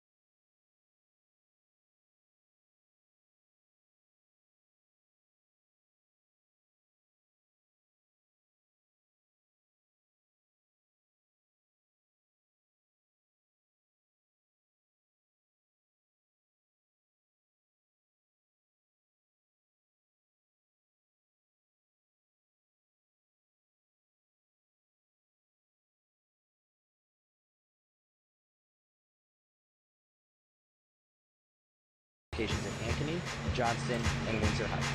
Come check us out for an ice cream experience you'll never forget. 5 seconds. This is Jerry Mayhew of the Iowa Wild. You're listening to Wild Hockey on 1460 KXNO. 5:17 to go in the second period. Wild and Admirals tied at 1 in Game 2. Joe O'Donnell, Ryan Carter with you, the former NHLer, kind enough to join me tonight. And glad you can make it, my friend. How was the first year away from the playing surface and in the business end of things? Well, I tell you what, my body feels great, but my mind is tired. I'm not sure I can think and talk as much as I did this year, but no, it was really fun. It's good to be around hockey. It's what I know, it's what I love, so it's great to get a chance to be around it and have fun at it. Manel clears out right side after a shot from Tenorti from the blue line was blocked, and an icing call here. It took a while for the officials to actually blow play dead, but both players going after it. Mayhew for the Wild and Allard for the Admirals knew what was coming, and a defensive zone draw now for Iowa. And I'm not sure if Tim Army did this on purpose, knowing that was a defensive zone draw and he wanted 2 centers out there, but he's got O'Reilly and Donato both on the ice. I don't know if he's changed the lines or if this is just a win this draw and come and change. I'll keep an eye on that right now. But the line is O'Reilly, Donato, and Mayhew. Draw to the right of Hammond, only Barkowski to the right of O'Reilly, 3 to his left, Manel, Donato, and Mayhew. Off the draw, Admirals get it back. Tenorti slams it deep. Olivier protects. He was 6th amongst all AHL rookies in penalty minutes in the regular season. Now DiGiuseppe, the one-time Carolina Hurricane, rolling one in front. Nothing there. Allard to the carom. Mayhew bothers him, strips him of the puck, and starts the Wild ahead. With Manel, the defenseman, joining the rush, a 3-on-3. Mayhew left wing boards, slipping past some trouble. Wild trying to change behind the play. Donato nearly dug it free. Now Mayhew curling right wing corner. Jerry Mayhew, checked by DiGiuseppe. They continue to battle. Mayhew lost his stick. Down to heap DiGiuseppe, no call. Mayhew a little frustrated right now. Maybe gets away with one, had a hold, and then went for a little aggressive punch there too. Maybe getting away with one. Maybe Iowa Wild getting a little frustrated here. O'Reilly reverses off his end, Waltz Prosser. D to D behind his own net, Belpedio. He'll survey, then blister one along. O'Reilly waiting for it, the offensive stripe, he'll tap in. Wild finish a change, just over 4 minutes to go in the second. Tied at 1 here in Game 2. Cole Schneider reverses. Coach Army has indeed changed the lines. I didn't see a change there. That was the line he wanted out there. It was Mayhew, O'Reilly, and Donato. Looks like Reed, Shaw, and Rau are still together right now. Well, maybe that means Bitten has slid up to Cunnin and Greenway's line. Here is Reed navigating into the offensive zone. Left wing wall, curled it down low, cut off by Cole Schneider. 5-time 20 goal scorer, at the AHL level. Plant off the right wing board, safely out the center for the Admirals. Penalty call coming up. It's going to be on Iowa. Left wing side, Trennan off the rush, and his snapshot caught the glass. Warner deflected that. Now look out, a crazy bounce. Admirals get to it. It's Trennan centering and ringing one off the goalpost was Blackwell. Play continues. Carrier. Late penalty call coming up on Iowa. Grosnick's at the bench for the extra attacker. Donovan at the blue line. Left wing side, Colin Blackwell waiting. Surveys back up top. Donovan, a shot blocked. Not covered up yet by the Wild, and finally a whistle as Rao gets to a loose puck after another shot block, and Reed unhappy with the call. He'll go to the box with 3:06 to go in the second. Wild did a good job there keeping the Admirals to the outside on that 6 versus 5, but what a crazy bounce off the camera hole in the corner. The puck jumps right to the Admirals, and they get a quick little 2-on-1 play right in front, and the puck goes off the crossbar. So Reed in the box, one of the top penalty killers for the Wild, but Brett McLean, assistant coach who runs the PK, told me before the series started, the Wild will use as many as 8 forwards. They love their depth killing penalties to start this series. Reed just finished his check. I don't know if that was a penalty. It kind of seemed like maybe a soft play. He's allowed to finish his check there. It was the open ice. It's not a dangerous play. I don't know that I agree with that call. Nonetheless, the Wild are down a man for the next 2 minutes. 3 minutes, 6 seconds left in the second period, and it looks like we have a break in the action. Ankeny All-State Agency penalty kill when we come back. 1-1 our score in Game 2. Late in the second, Admirals power play after this on 1460 KXNO. Things just go right when you have the perfect tan from Suntan City. Like finding a sale on your favorite designer shoes and the cute sales guy's number on the receipt. Download the Suntan City app to check wait times at your nearest salon, purchase special offers, even check in before you arrive. Gets you that inner glow? Life's a little shinier.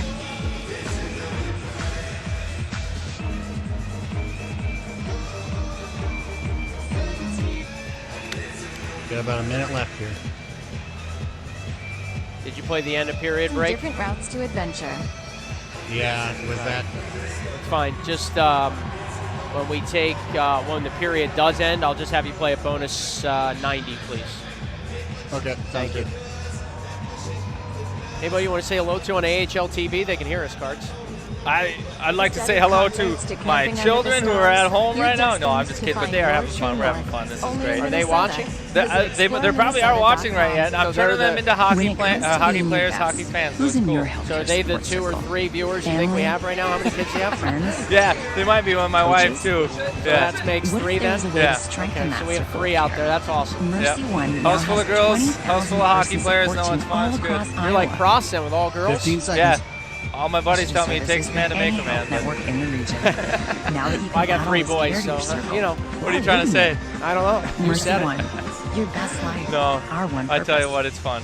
It's fun. Yeah, I'm sure they keep you busy. Here we go. Wild, and you're listening to Wild Hockey on 1460 KXNO. 3:06 to go in the second period. Another bit of glass repair, this time in the zone of Hammond. The crew did a great job to get it cleaned up, so to speak. And with 3:06 left in the second, we're tied at 1 in Game 2. And an Admirals power play coming here. They are 0 for 2 in the contest. Joe O'Donnell, Ryan Carter with you. Cunnin, Greenway, Prosser, and Barkowski to start on the Ankeny All-State Agency penalty kill. Off the draw, the Wild win it in the corner. Barkowski blisters one up. Great keep by Carrier to Tolvin, who loads, fires, and that hits Schneider. His own man in front, deflected wide again. Carrier holds the line to Haluka. High slot, wristing one, and that caught the glass. Prosser clears it up, and just off Haluka and out the center. Carrier with a couple of huge keep-ins there, created a couple of chances for the Admirals. Huge kill for the Wild here, too. Just like the first period, they want to make sure now they don't go into the third down a goal, so they're going to have to want to do their best to shore this up here. Prosser steals, pries it out the center. Cunnin and Greenway off, onto the ice, Shaw and Rao. Haluka for Tolvanen. Tolvanen will power it behind the Wild net. Prosser cut it off, and he'll lace it out the center, and all the way down she goes. Good read by Prosser there. Just jumped on what was a soft pass by Tolvanen and just fired it all the way down.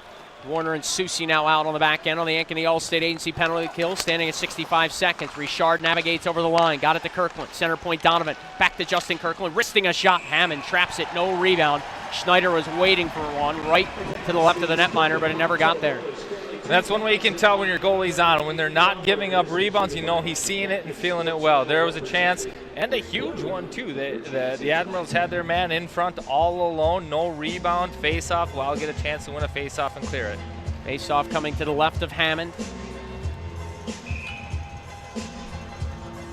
It'll be back on the draw with Bitton, Warner, and Susi. 59 seconds left on the minor to Reed. Scramble for it off the draw. Susi won a battle, and he'll wrist it all the way down.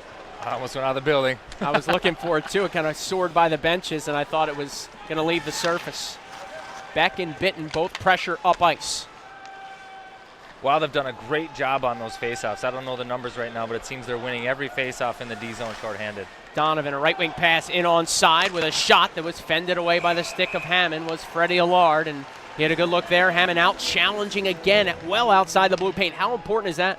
Well, that's huge. It takes away the angle, and again, it helps you control your rebounds.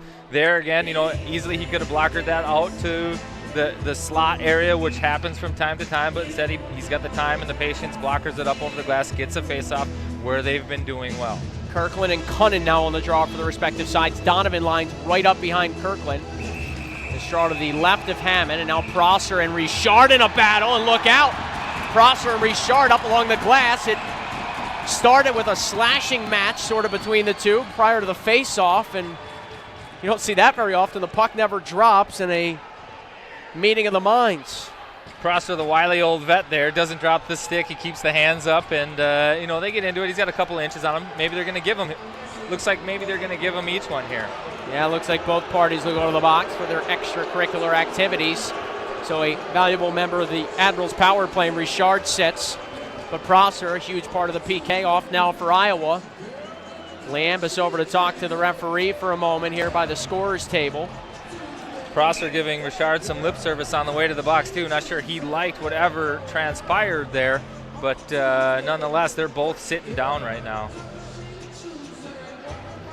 Good news is faceoff is going to move outside the defensive zone. So while big break. 33 seconds to kill on that first penalty. Looks like it's going to be 4-on-3, which, is it 4-on-3? No, there seemed like it should still be a 5-on-4. That's what it was. Yeah. It looked like Cunnin was going to the bench, but he was just taking a lap. So Cunnin, Susi, Barkowski, and Greenway. Draw now out in the neutral zone, 80 feet or so away from Hammond.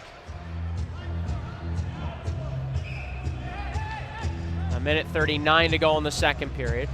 That's why. Okay, so they did have the two penalties on the board, which would mean it's 5-3, but now they're coincidentals. Off the draw, the Wild control. Cunnin starts through center, drills it in. Grosnick paddles it back near his end wall for Donovan, who fanned on his pass. Cunnin, though, couldn't do much with it. Milwaukee back in business here with Freddie Allard out of Chicoutimi of the Quebec Major Junior Hockey League, a third-round pick of Nashville in 2016. Now Di Giuseppe attacking for the Admirals. Wanded one down low. Trennan peels it to the blue line. Allard along to Donovan.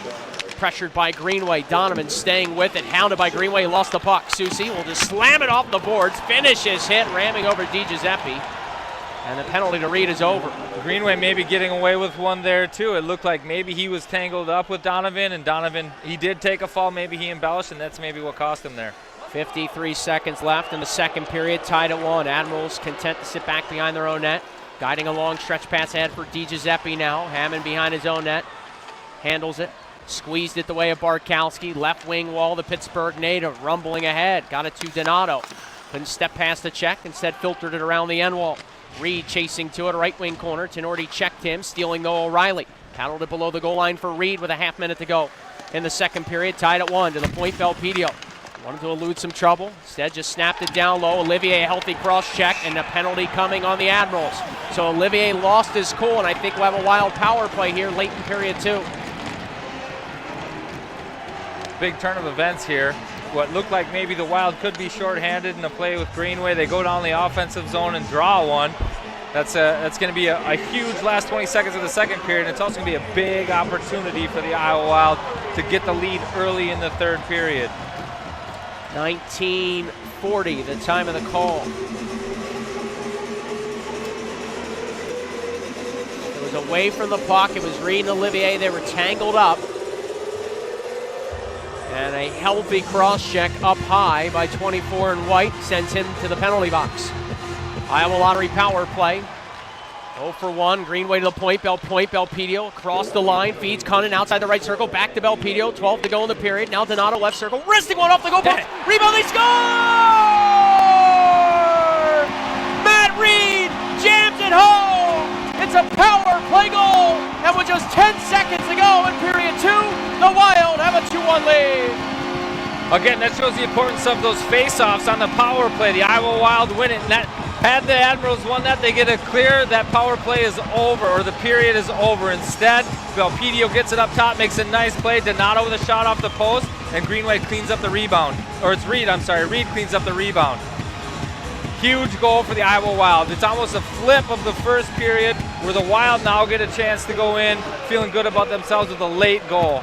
Reed from Donato and Belpedio at 1950. Belpedio, one of just 4 skaters for the Wild that didn't pick up a point in game 1. Tenorti through center ice. We're back to live action. It's chipped into the Wild zone. Icing here with about 4 seconds left. They'll put some time on the clock. So that ricocheting puck off the goalpost to the right of Grosnick came into the wheelhouse of Reed. He was able to slam it right past the netminder, was stunned to see it on his stick blade. And the Wild with a huge goal late in the second. Shaw doing his best to get under the skin of Dauphin there. Flips the puck at him from behind. Dauphin stops, gives him a look, a little cross check.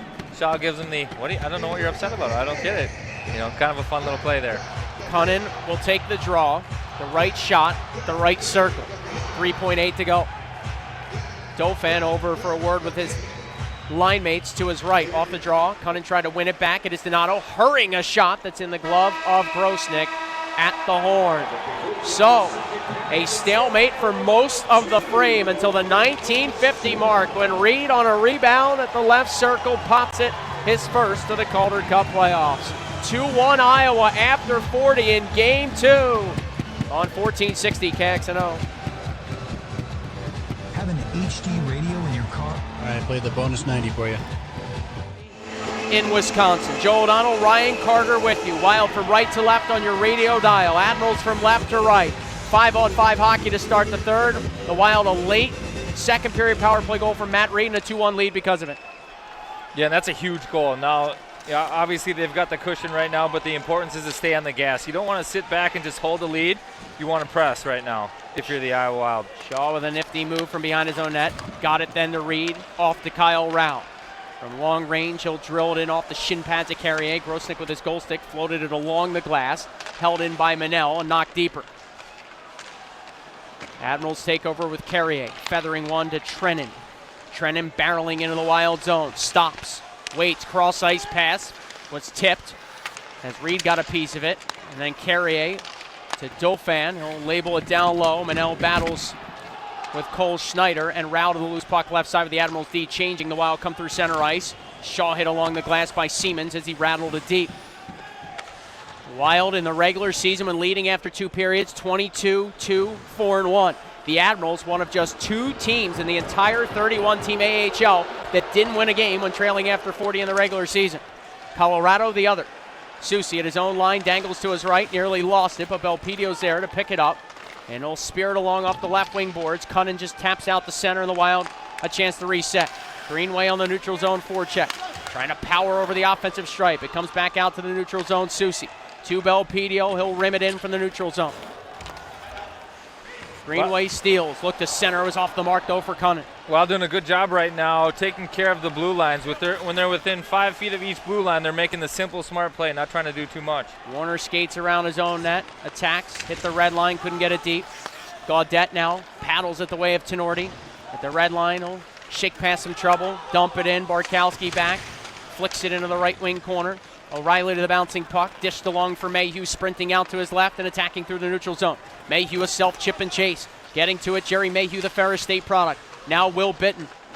Bitten from the left wing corner. Penalty call coming up. It's going to be on the Admirals. Manel to Bitten. Hammond to the bench for the extra attacker. Still no whistle yet. And finally the Admirals get there with Gaudette out-dueling Bitten. But Mayhew was dumped over the left shoulder of Grosnick after initially working it in. And a Wild power play here with 2:09 played in the third, and the Wild leading 2-1 in game 2. It's another penalty that should upset Carl Taylor. It's not the puck carrier that the penalty is drawn by. It's a player away from the puck. There's no sense in taking a penalty against a player away from the puck. This gives the Wild a chance to gain momentum and give themselves a little bit of a cushion here. 2-goal lead would be big. Iowa Lottery power play, 2 for 11 in the series. 1 for 9 Sunday in game 1, 1 for 2 in this contest. A large in the box. The second unit, if you will, starts. Cunnin, Reed, Greenway, Belpedio, and Donato. Second-ranked AHL power play tops at home in the regular season. The Wild in this building, Cards, brace yourself. 27.8% on the man advantage here in this barn. Boy, I think if you're floating around 20%, that's a great power play. 27% at home, that's a phenomenal number. Greenway through center ice, taps in. Siemens and Donato trying to get to the puck. It comes to the point. Reed settles down a rolling disc, moved it to Belpedio. A high tip play for Donato. It went just wide. Greenway retrieves it, lofts it up top. Cunnin, center point Belpedio. Into the slot for Reed, left circle Donato, dangling, waiting, shooting one. It came back out in front, and Belpedio can't get there. It's Gaudette starting the Admirals ahead, maybe a 2-on-1. Gaudette, shorthanded, right circle, took a shot. Hammond made the save. His shoulder up against his body, his right arm able to snare it and keep the Wild in front. Another big save there. Hammond standing tall. You know, a lot of times the goalie goes on the butterfly there. He does not bite, knows Gaudette's going high, shoots it. And somehow, I don't know how he did it, but he trapped it in his pads up there in the shoulder pad, got the whistle, but what a big save. That was after Donato dangled the left circle, didn't get much on his shot. The rebound caused some chaos, but the Admirals poked it free. Off the draw, the Milwaukee squad swatting it back through center ice. Carrier on his horse, hounded by Annis. As the Wild have made a change in their power play personnel. O'Reilly knocked down a clearing attempt, got it to Mayhew, high slot, no whistle. Admirals felt that was a hand pass. Manel, right circle, Annis shooting one, and that caught the glass. O'Reilly traps it left wing dasher, slammed it deeper. The Wild outnumbering the Admirals as they should on the man advantage. It comes to the point, Manel shooting a drive that hit Mayhew, kicks into the corner. Annis off for Rao, leaned on, he'll work it to O'Reilly. Center point now, Manel. Fakes the shot, back to the Wild captain, loads, tees one up, and he hit the goalpost, and it careens out of play. Wild power play is doing a really good job. Sometimes you break it down where you want your odd man advantage. You want to go 3-on-2 up high, you want to go 3-on-2 down low. Iowa Wild right now taking advantage of the Admirals forwards up top. They're running it up through the middle, and that 3-on-2 up top, they're creating shots, and then they've got a 2-on-2 at the net. That one, after a good screen, hits the post and goes out. O'Reilly, fourth in the league in power play points during the regular season with 32. Rao tied for the league lead with 17 power play goals. Both those guys on the ice here as Manel to O'Reilly left circle, fired one that hit Rao and glanced wide. Siemens to the loose change. He'll skate around, but he turned it over. Mayhew out of midair, swatted it down, and makes the Admirals turn and chase. O'Reilly and Donovan come together. Donovan poking at it. Mayhew jabbed it free. It is Manel skating across the blue line. Right circle, Annis. Cross ice, Rao. Fired one, it was blocked. And the Admirals send it down. Again, the Wild doing a great job. The Admirals are having a hard time with the high man on the power play right in the middle of the ice. They kind of get two guys staring at the puck there, having a hard time sorting that out, and the Wild are attacking from the flank and getting good shots and rebound chances. Admirals penalty kill ranked fourth in the regular season. A big kill for them as the Lard's out of the box, and Carrier now through the neutral zone. Rockets this puck deep.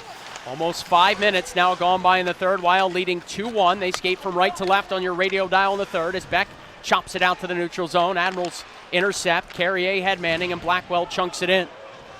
Warner around his own net. Two white sweaters buzzing on him. Susi to take over. Realizes he has a little bit of real estate. Dances past the man now and starts along, feeding his deep partner, Hunter Warner. He'll slap it in from the offensive strike. Bitten and Beck chasing on the forecheck.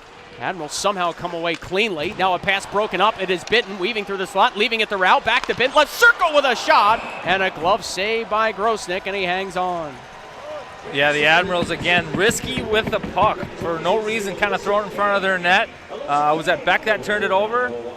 Or gives it to Rao, or it was Bitten turns it over, gives it to Rao. Nice give and go again. Bitten gets a nice shot, but Grosnick's able to glove it down. 5:03 played in the third. Shots are 26-22 Admirals. Joe O'Donnell, Ryan Carter with you. It's game two. Wild lead the best of 5, 1-0 after a 7-0 win a couple of days ago. Shaw, Rao, and Reed with Belpedio and Prosser for the Wild. Gaudette and his troops out for the Admirals. Gaudette kicking in the puck off the draw. Came in on Grosnick, and he has to swallow it up as Allard there tried to play it back for some support. Ended up in the blue paint. Grosnick had to make a save. Sneaky, dangerous little play. I'm not sure Grosnick saw it. Just kind of slid through the feet of the defender and just would have snuck in there off the post. And that's a tough spot for a goalie when his pad touches the ice. That little triangle there before he goes down to his butterfly almost finds that tiny little hole, but Grosnick's able to stop it and cover it up. Line change for the Wild. Cunnin, Donato, and Greenway back out with Belpedio and Prosser. Gaudette and his group still out for the Admirals. Puck rolls across the surface on the draw and is knocked out to the neutral zone by DiGiuseppe.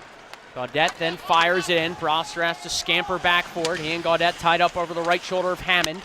Admirals get it from low to high. Tenorti waits. Shot one that was blocked, and Hammond had to kick it out with his left pad as that puck changed direction through the blue paint. Now the Wild a 3-on-2 if they hustle. Donato pushing the pace. Left wing feed Greenway. Rink wide. Cunnin open. Scores! Lou Cunnin blisters it home. It's his second of the game. Third of the Calder Cup playoffs, and early in the third, the Wild have a 3-1 lead. We know Lou Cunnin has a big shot and he uses it there. And what I love about that play is he gets the pass 3-on-2, perfectly executed 3-on-2 with the middle lane drive. Leaves Cunnin open there. He doesn't think about passing it. He doesn't think about shooting for a rebound. He sees his spot, he shoots it, and he scores. That's a huge goal, 2-goal lead for the Wild now, 14 and a half to go. The former Wisconsin Badger buries it wide open, settled it down, waited, picked his spot, beat Grosnick cleanly past his stick. The assist to Greenway and Donato, and it's 3-1 in favor of the Wild. The crowd charged up again as we're back to live action. Mayhew winds it in from center. I love the game face after he scored too. Celebration was the serious game face. He's into it right now. Puck deflects off Bitten into the stands, and a halt to action with 14-12 to go in regulation. You use the term middle drive on that goal. For those that maybe don't know, break it down. On any 3-on-2, the most important player is the guy that's supposed to drive the net. And obviously, when you enter the zone, you enter from the outside most times, and you want that middle lane guy to push the 2D back, and that's the middle lane drive. Now, the read for the forward that has the puck, which D's going, and who do you drop it to? Well, it was the weak side D that left Cunnin wide open in the middle of the slot, and that's the scoring zone. He gets the puck there, and he buries it. Here's Bitten behind the Admirals net as play resumes. Knocked away by Pendenza, a goal and assist against the Wild in the season series. Barkowski shot one wide. Shaw keeps the pressure on, playing it below the goal line. Makeshift line here for the Wild. It's Bitten, O'Reilly, and Mayhew, so that trio is reunited. Thought Shaw was on the ice for a moment, but I am getting up there in age. 6:20 gone by in the third. Manel off the right wing glass, and let's see, this will not have the steam for icing. Good curling shot there by Brennan Manel. Get the broom out, sweeping. Kirkland left it back, Plant lost it. A steal by Shaw, left circle is Rowley, dance down low, Shaw scores! Oh, Mason Shaw between the legs, dangling, and he flipped it up top, and it's 4-1 with 13:22 to go. The Admirals, again, real loose with the puck. They're down 2 goals. No need to make these soft plays. They do it. Shaw jumps on a turnover, and then he does the rest. He makes a great play between his legs, brings it to his backhand. Quick little chip on the forehand, and it's over Grosnick's shoulder. That's a pretty one. That'd be on SportsCenter if that was the National Hockey League. What a move by Mason Shaw. Dance pass Plant after Plant coughed it up. He went backhand, forehand, roofed it short side past the glove of Grosnick for his first career Calder Cup playoff tally, unassisted at 6:38. Admirals to use their timeout. This place is rocking. It's 4-1 Wild in game 2. Watching the replay, it looked like Shaw had the puck on his backhand. Looked like Grosnick maybe thought he was going to pass it when he brought it to the forehand to shoot it. He slid across, and that's what opened up the top corner there that Shaw hit. All right, take us through both benches, the message and the emotions for both sides. Well, I think Tim Armey's saying stay on the gas right now. Hey, we've got them. We've got the crowd in this game right now. Don't sit back. Play fast, play smart. And what I mean by play fast is don't pull the puck back. Don't hold on to it. Don't try to eat time. Go north. Be fast. Skate. Follow your pass. Opposite side, when you're on the Milwaukee bench, they're saying, hey, this isn't over yet. Let's find a way to pop one. There's 14 minutes left. Let's get one each 5 minutes. We don't have to score all 3 in the next 3 minutes. Get one in the first 5. Get one in the next 5. Get one in the final 5. Then we make our way into OT. Draw out at center. Cunnin and Dauphin on it. Wild win the draw. Donato over the offensive line was poke check. Found it interesting earlier this year. Tim Armey, Wild head coach, said something not a lot of coaches would say. He said, I'd rather win 8-7 as long as we get the last one. He said once upon a time, 30 years of coaching experience, the 2-1 game was that's the way you coached in the 90s, etc. But now for Tim Armey, he wants offense. Is Cunnin looking for a hat trick, but Grosnick able to gobble up that puck that careened in his way before it ever dropped down to the feet of 19 in green. And I think that's a good mentality for an American League coach. This is a developmental league, and the hardest thing to develop is offensive skills. So if you can get these guys the confidence to score and play offensively, you're doing your job as a developmental coach.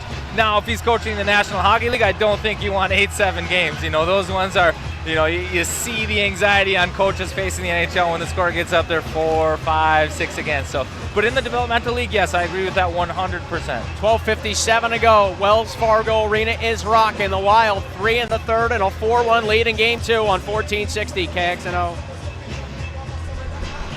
Nice copier. LRI, who are they? Ron Burgundy would say that escalated quickly. LRI, in a good way. What does the I stand for? Oh, I would say ingenious or innovative. They analyzed our printing costs and workflow and recommended solutions that are saving us a lot of time and money.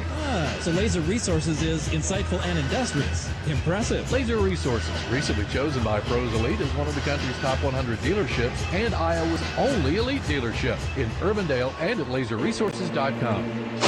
Country music superstar Thomas Rhett is turning up the heat. Very Hot Summer Tour 2019. Friday, September 6th, Wells Fargo Arena. With special guests Dustin Lynch, Russell Dickerson, and 15 seconds. Till now at the box office or livenation.com. Don't miss Thomas Rhett on the VHS Tour 2019.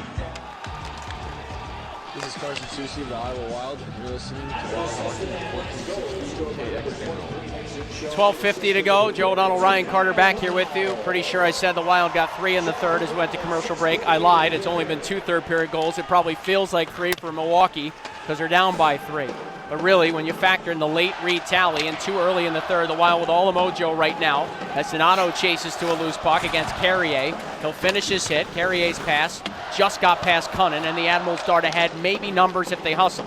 Haluka to Richard. Try to squib it in front. The Wild hustle on the back check, though. They break it up and send it back through center. Wild almost had a little 2-on-1 there. Right now, it looks like the Admirals are pressing a little bit, so we're going to see the D pinch. They're going to need to score. They're going to have to find a way to get odd man chances in the offensive zone. They're going to do that by activating the D. That's going to result in chances for the Wild against if they play smart and from the inside of the ice. Blackwell had a left circle wrister, denied by the blocker of Hammond. Puck comes to the point. Carrier angles it down low. Barkowski takes over. Curls to his right, popped it along with the chip of Reed. The puck never left the zone, but a heads-up play by Manel. He gloves down the Admirals' dump in. Or the dump down, I should say, in the Wild in transition. Rao to Shaw, left circle, a shot, and that caught the glass. Admirals counter from left to right on your radio dial. Trennan pries one of the right wing boards. Blackwell weaving through the slot, offered it in front. Susi denied that path, and he'll pluck it along for Matt Reed. Admirals finishing their check, getting a little bit more physical too as this game winds down in the fewer minutes, and it looks like the Admirals may have less and less chance if they become more and more physical. If I'm Tim Army, I tell my players, hey, keep your hands up, keep your elbows up if they're coming at you. Both teams have finished a change after Reed lobbed it in from center. Another breakout by the Admirals, another intercept by the Wild. O'Reilly left side of the back post, they score! Jerry Mayhew! The Wild piling it on right now. Cal O'Reilly, I've heard it. I haven't seen him play a lot, but they say he's got great vision. I'm up here up top. I didn't see Jerry Mayhew going to that back post.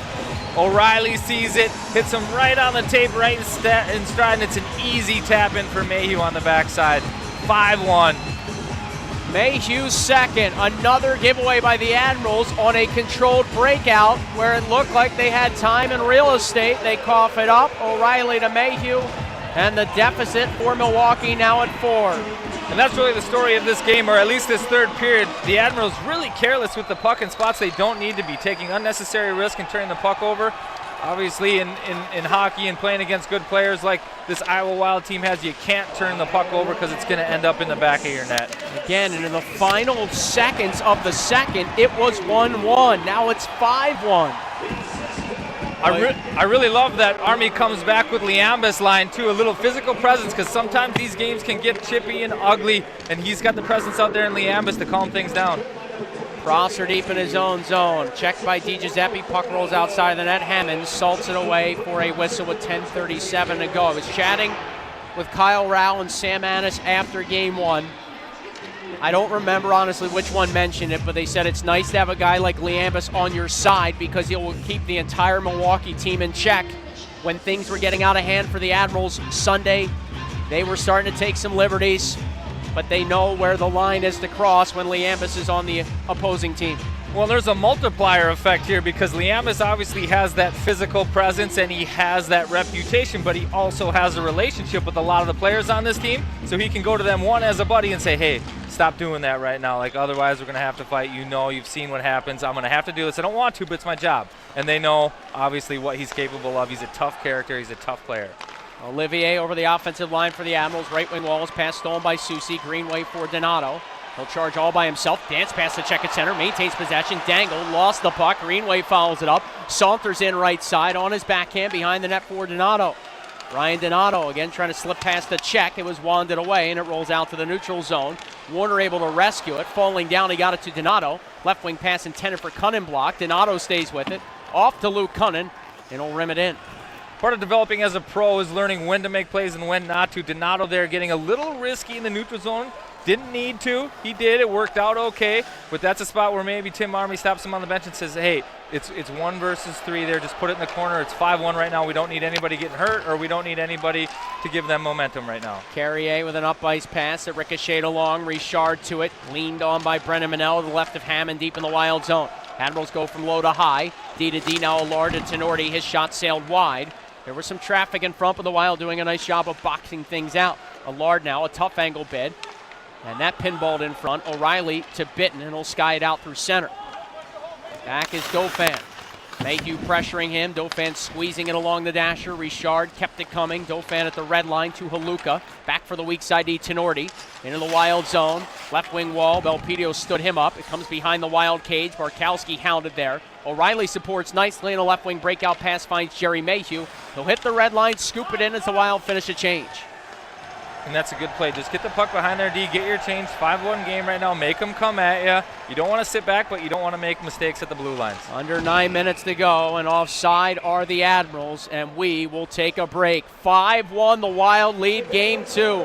Looking to go in front 2-0 on 1460 KXNO. Of course you know that if your car battery is dead, you can reach for a AAA membership card to come to your rescue. But did you know that a AAA card has you covered with more than roadside assistance? Like a cruise or a vacation package, a savings account, discounts at thousands of locations, plus 15 seconds. And more. So get a AAA card and expect something more. To learn more, call 1-800-222-1333, go to AAA.com, or visit your local AAA office. This is Tim Army, head coach of the Iowa Wild, and you're listening to Wild Hockey on 1460 KXNO.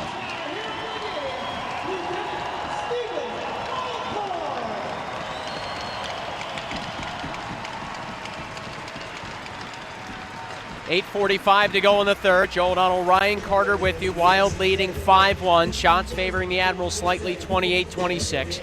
A crowd of 5,019 here. Tuesday night, Calder Cup Playoff Hockey. The Buccaneers are playing just minutes down the road in Urbandale, Buccaneer Arena, in a playoff game in the USHL. And so a great night for hockey all around in Central Iowa. You played here. You know this fan base is passionate. They were dying for a taste of the postseason. And basically 10,000 total fans for Easter Sunday and a Tuesday night game on short notice, essentially, with the Wild clinching the last day of the season. But boy, this crowd has been into it. They've been outstanding.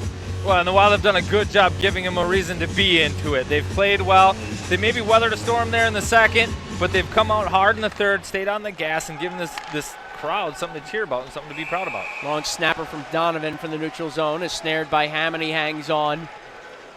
All right, 8:40 to go, so a lot of hockey, but a 4-goal lead for the Wild. Admirals trying to build some momentum for Game 3. Is that something that goes through the players' minds? Yeah, I don't think you throw in the towel just yet. They're down 4. Anything can happen. But as the game winds down, I think you start preparing for the next one as time eludes them a little bit. And how are you going to do that? Play physical. What kind of messages are you going to send? And those are the things that I think as a coaching staff and as a player you think about in situations like this. And that's what's cool about a playoff series is you get a chance to play the same team 4 or 5. And this is obviously a 5-game series, but sometimes 6, 7 games. And you can send these messages, and they do, in time, work. Manella point shot, pinballed around, Rowell on his backhand, left it, Shaw's shot, and it was guided away by the goal stick of Grosnick. Tim Army on the Buzzard Billies pregame show said it's sort of like one continuous game in a playoff series because sometimes you'll play back-to-back nights at this level against the same team or every other day. And really it's sort of a continuous flow because it's that same opponent night after night. Yeah, and you can look at it that way. You can say, hey, listen, this is a 5-period game right now, right? And we won the first period. There's 4 more periods to go. We don't know how it's going to go, but we've got to find a way to win the next one. And you just hit the reset button. Well, at times you start to prepare for the next one, and how are they going to do that? Right now, I think I like what I'm seeing out of the Iowa Wild, too. They're playing in the offensive zone. They're playing behind the goal line. They're just eating time, but they're being physical still. They're winning their battles, and they're chewing clock. Now, there haven't been a lot of nerve-wracking moments for the Wild so far through almost 2 games of the series. But should things tighten up the rest of the way, whether it's tonight or otherwise, what are those emotions like for a player this time of year when so much is at stake? Just thinking the other night, watching some NHL games in a double overtime, you look at the benches and everybody just looks like they are laser focused and maybe a bit on edge. Well, yeah, and aside from the playoffs right now, there's a lot of people from the Minnesota Wild in the building tonight watching. You've got head coach Bruce Boudreau, you've got general manager Paul Fenton. So you're showcasing yourself too, because maybe you're the last ones playing right now, and are you playing well enough to get a chance to move up and maybe give yourself an opportunity to play in the future? You don't want to let off the gas, so you've always got to be focused, and that's part of being a pro too, is learning when to be good and knowing that, hey, you don't know when your opportunity is going to come, so you have to work and you have to be prepared all the time. It's about consistency. Got an Iowa Lottery power play here after Kirkland, the Admirals goal scorer, closed his hand on the puck in the offensive zone about 180 feet from his net. So an Iowa Lottery power play, which is already struck for 1 in the contest. Donato to Belpedio at center point. Back to Ryan Donato. Surveys, deals it to Cunnin, wristing one, and that was blocked in front by Carrier. Cunnin holds his own right side, but a penalty coming. It's a slash, and it's going to be on the Wild, and Luke Cunnin will sit. So we'll skate 4-on-4, which has happened several times here tonight. 7:25 to go in the third. Joe O'Donnell and Ryan Carter with you. Wild 5, Admirals 1 in game 2. 4-on-4 hockey coming. Yeah, I think the refs are going to, they're doing a good job here tonight too. We'll see going forward if they try to keep this even and keep it in check. Sometimes these lopsided games, especially in playoff series, can get a little bit out of hand. Right now they even it up 4-on-4, sending a message to both clubs like, hey, we're not going to put up with any shenanigans right now. Just play the game. Draw to the right of Hammond. Did you have a good rapport with the officials, or do you think you did when you played? Well, I always respected the officials, and obviously there's 2 sides to every story, but yeah, I always thought I did. And I played center too, so yeah, if you talk to the linesman, if you get to know their name, maybe you get a little advantage on the face-offs, and that turns you from 55 to 60%. Just those little things that you do to help give you an advantage. So yeah, I always tried to respect, especially the linesmen more than the referees. 7:06 to go. Soucy in a long snapshot, easily trapped by Grosnick. Minute 25 left, a 4-on-4 play. Don't forget, Wild fans, playoff flex plans are available. 10 vouchers, valid for all 4 rounds. You can use them in any combination you want. Start as low as $120. Again, we don't know if and when the Wild will have another home game, but should they, you can purchase a playoff flex plan. More information at iowawild.com. That's iowawild.com. Again, playoff flex plans start as low as $120. Plus, there's the pay as we play plan. That's available as well. You don't pay up front, just a pre-authorized credit card, and when the round is over, you get charged for the home games in that round. And combo packs available as well. We'll see what deals are put in place should there be a round 2 for the Iowa Wild. Again, more information, and of course, stay up to date on the game schedule scenarios in the 2019 Calder Cup playoffs. Go to iowawild.com. An Ella right point shot in 4-on-4 play. It was blocked, hit the shin pads at Dauphin, and goes all the way back into the Iowa zone. Hammond to Bartkowski, and now off to Brennan Manel. I thought the Admirals maybe would go 3 forwards, 1 D in the setup 4-on-4, being down so much. Maybe give themselves a chance offensively to create a little bit more. Instead, they're going 2 forwards, 2 D. Donato to Greenway, carved out in front, and a good close and shot block by Donovan. That was Soucy, 21, not 2. There's a big body still. Yes, it is. And Carson Soucy shows really good hands for being sort of a bigger, what you might think is a stay-at-home defenseman. Remember, he made his Stanley Cup playoff debut last year for Minnesota, got in 4 games with the big club in the Stanley Cup playoffs. 26-year-old, a 5th-round pick in 2013. But he shows some good hands and a great shot for being what you might consider, again, more of a bigger, hulking defenseman. One play stood out to me in the defensive zone. He made a nice play. He's patient with the puck. He nice little toe drag and looked off one of the Admiral forecheckers, and that gave him a chance to get the puck to Warner for a nice, easy breakout. But he's impressed me with his hands and his skill and his patience with the puck. 20 seconds left of 4-on-4 hockey. Admirals from left to right on your radio dial with DiGiuseppe, the 25-year-old, throwing one in front. Hammond guides it away with his stick blade. The left of the netminder they go. Admirals emerge. Plant to DiGiuseppe down low. A chance for Gaudette, denied by a sprawling Hammond. Belpedio to the loose change. His pass for Donato never materialized. So regroup it then off his end wall to Carson Soucy. 15 seconds left on the Admirals' brief power play. Donato navigates ahead. Dangles. Shot one that was fended away by the right shoulder of Grosnick.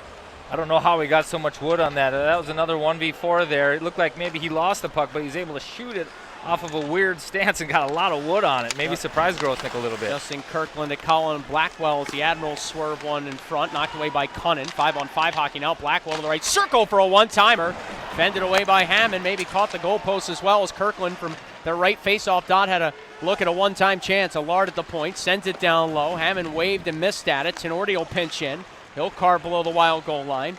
Pressured by Barkowski after Cunnin gave chase, and now it's Colton back to get it out to center ice, but not much further.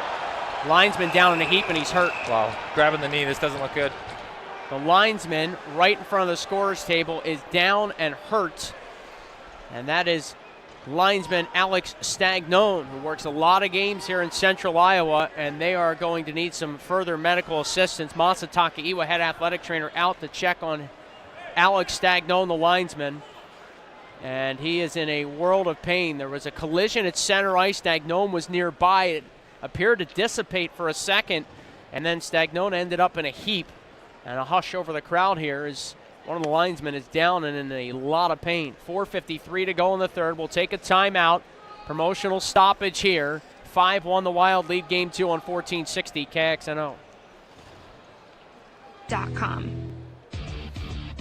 This is Mason Shaw of the Iowa Wild, and you're listening to Wild Hockey on 1460 KXNO.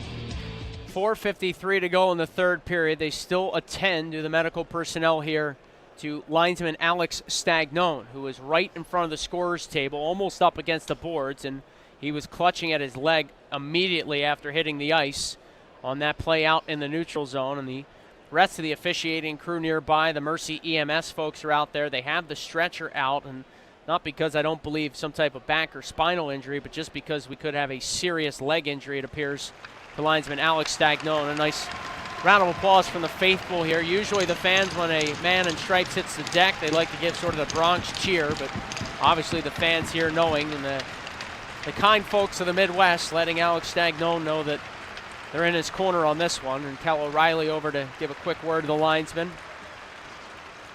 And we'll, I guess, try and get an update at some point here, but certainly a very scary situation moments ago as the linesman down in a heap, and he immediately was clutching at his lower extremities.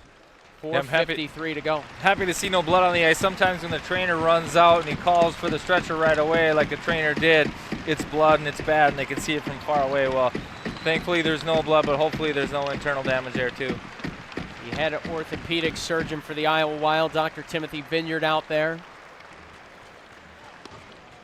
And the rest of the medical personnel from the various staffs quickly over to provide some service. 4:53 to go. Joe O'Donnell, Ryan Carter with you. 5-1 the Wild lead at shots for 32-28 in favor of the Admirals.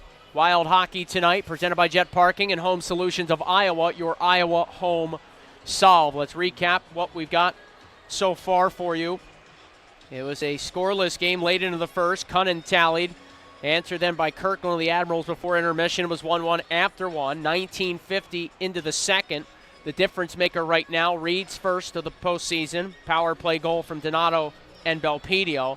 And then in the third, 3 goals in basically 3 minutes for the Wild to break open a 2-1 game, make it 5-1. Cunnin's second, third of the playoffs. Shaw and Mayhew the other goals. And since then, the Wild have been in cruise control a bit. Again, 4:53 to go, and it's 5-1 in favor of the home side. Game 3 is Thursday night in Milwaukee, and if this score holds up, the Admirals will be facing elimination. Remember, Milwaukee came in on a 14-game point streak. Their last regulation loss prior to Sunday was April 9th, a 4-0 loss in Grand Rapids. They were just a game above 500 at that point. They finished 12 games above 500, went from 7th in the division all the way into 2nd, but they're winning the last game of the regular season. The Wild, winners of 4 in a row, including the tail end of the regular season, outscoring their opponents 19-4 in that span. And you do the math, they've added to those gaudy totals as they look for their 5th straight win overall. We're back to live action. Hammond sets it up on a tee for Belpedio, around on the right wing side. Admirals get to it. They shoot one that goes wide through the slot. Greenway taps up and out, and an offside here on Milwaukee. Another crazy stat here. This will be the last time these two teams meet on this ice. Wild have outscored the Admirals 24-2 in the season series in this building. That's remarkable. 24-2. Look at you doing your homework. Yeah, I wish I could say I was one of those guys that sat in the front row, but I wasn't in school, so I don't know that I did my homework. You had good vision, good hearing. You were fine in the back, I'm sure. Yeah. Hey, kid, sit up here. No, I was getting in trouble back there. I don't believe that. Donovan left side, dumps it in for the Admirals. Hammond out with his goal stick. Left it, Soucy. Hard past some trouble, lost it then momentarily. Gaudette onto it for Milwaukee. And now below the goal line for DiGiuseppe. It was taken off the puck by Soucy. Warner to grab it, threw it ahead. Mayhew couldn't get it out. It comes back to Soucy, and he'll just chop it off the left wing boards. Another good example of Soucy's stick abilities there. He makes a nice play poking the puck away to break up a forecheck there. Then he makes a nice little subtle pass, settles a pass down, and gets the puck out of the zone. Whistle here, 3:59 to go in the third. Neutral ice draw coming as the Wild were in early.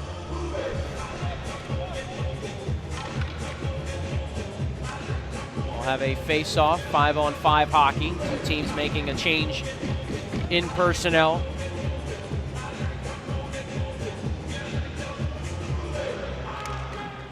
And we'll reset and do the draw again with Cunnin and Kirkland engaging a bit early. The Wild, 13 players make their Calder Cup playoff debuts on Sunday. Now how settled should some of those guys be, having played almost 6 periods in a postseason environment? Well, I think they're starting to understand what it's about, but at the same time, if I'm Coach Tim Armey or I'm a leader on the Iowa team, I say, hey, listen, this isn't what it's normally like. You're not going to score 7 and 5 goals every single game. You know, we're doing that because we're playing the right way. But we've got to stay on the gas. You got to hit the reset button. It's going to be a change of scenery now when they go to Milwaukee. They've got 3 games. It's going to be an uphill battle there too now. They've got a chance, but they're going to want to stick with it. And you know, at the same time, they're comfortable now, so they can say, okay, I've done this. You know, I've got the experience playing in the playoffs now. Let's go out and be the best player we can be. And hopefully that translates into some wins there, or at least just one. Well, we've got some time left here, but it's looking like they're going to need 1 win in Milwaukee. 5-on-5 hockey still. The puck will be dropped at the center ice draw. Center ice circle, I should say. Cunnin wins it back. Manel hits the red line, the Woodbury, Minnesota native. Chucks it in. Greenway on the forecheck. Leans on Carrier. Alexander Carrier, 26, 28 points last year. He's a third-year pro, as now Pendenza knifes along and throws it deep into the Wild zone. Cunnin hooked in his own corner over the left shoulder of Hammond, but as the Admirals try to center, it goes errant, and Tenorti has to chase back.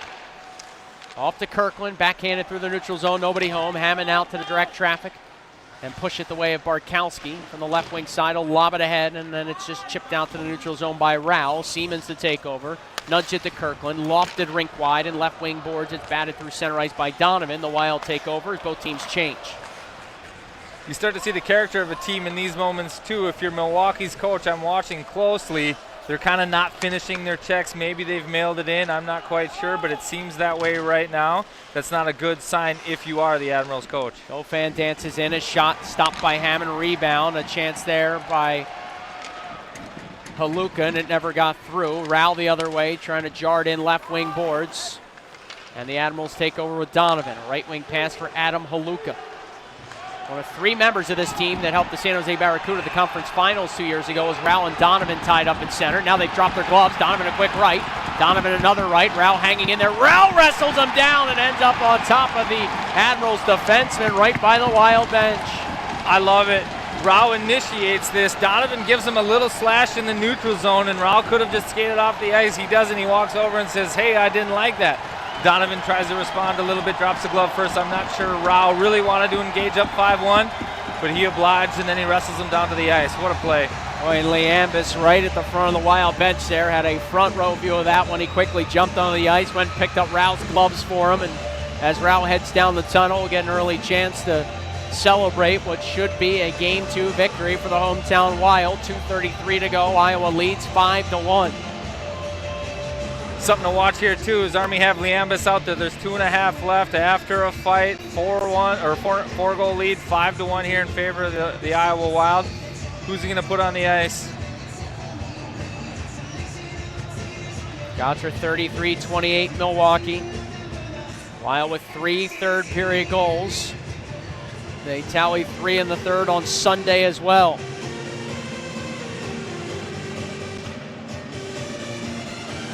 The Wild led Game 1 1-0 after 20. They outscored the Admirals 6-0 in the final 2 periods. Tonight was 1-1. They've outscored Milwaukee 4-0 in the final 2 frames so far in Game 2.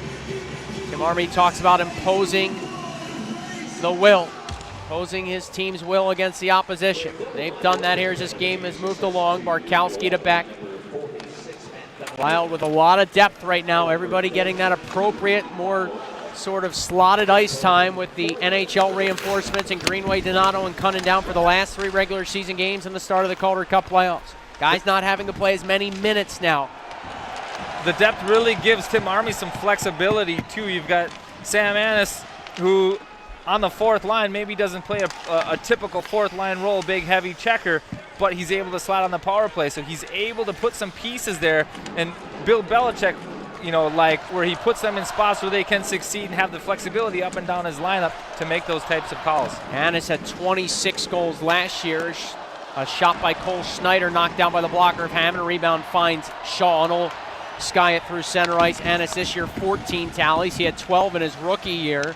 You're talking about a guy with 52 career goals playing on your quote-unquote 4th line. And Tim Army has mentioned how he thinks this is a huge matchup, 4v4 here, the 4th line versus 4th line, and maybe this is where he thinks he maybe has a big advantage in the series.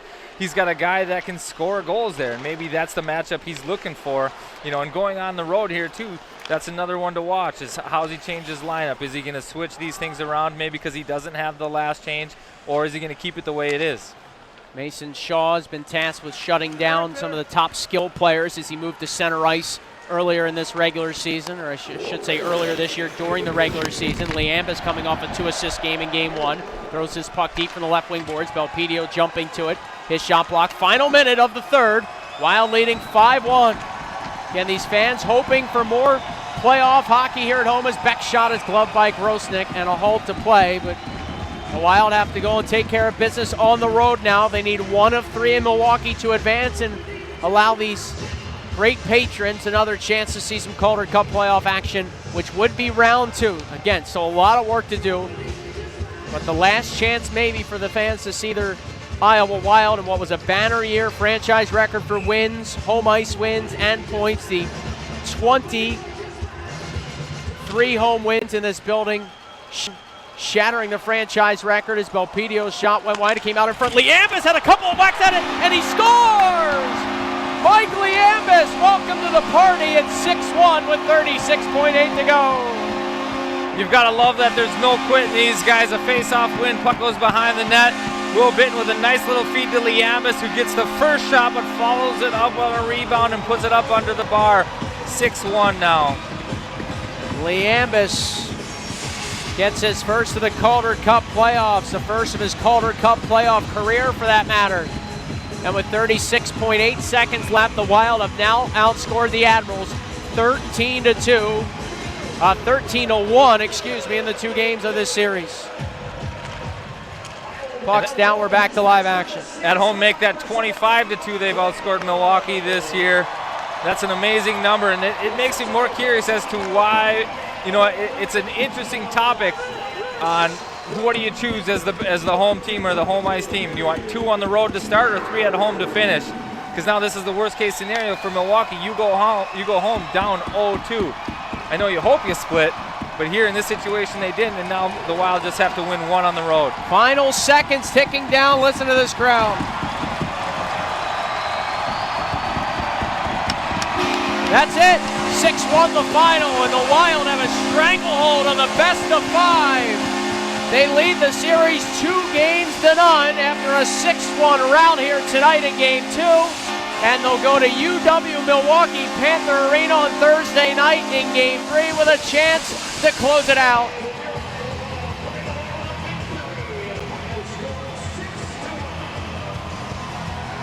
Boy, if you had told me late in the second period when it was 1-1 it would be comfortable at the end, I would have told you were crazy. Yeah, but I've got to give the Wild credit. They played a very patient game. You know, that they gave up some shots, but they weren't all that dangerous. They waited and waited and waited. All of a sudden, Milwaukee started to press. They turned the puck over. And then the Wild, they did what you have to do. You capitalize on the other team's turnover. You compound them. And now, before you know it, 6-1 final. Well, Mr. Carter, thanks for your time. I won't make you stick around for the Explore Minnesota postgame show because I'm assuming you've got other things to do. Yeah, I don't have anything to do. But all right, then you're sticking around. All right, yeah. 6-1 the final. We'll wrap it up after this on the Explore Minnesota postgame show. The Wild lead the best of 5, 2-0. Back after this on 1460 KXNO.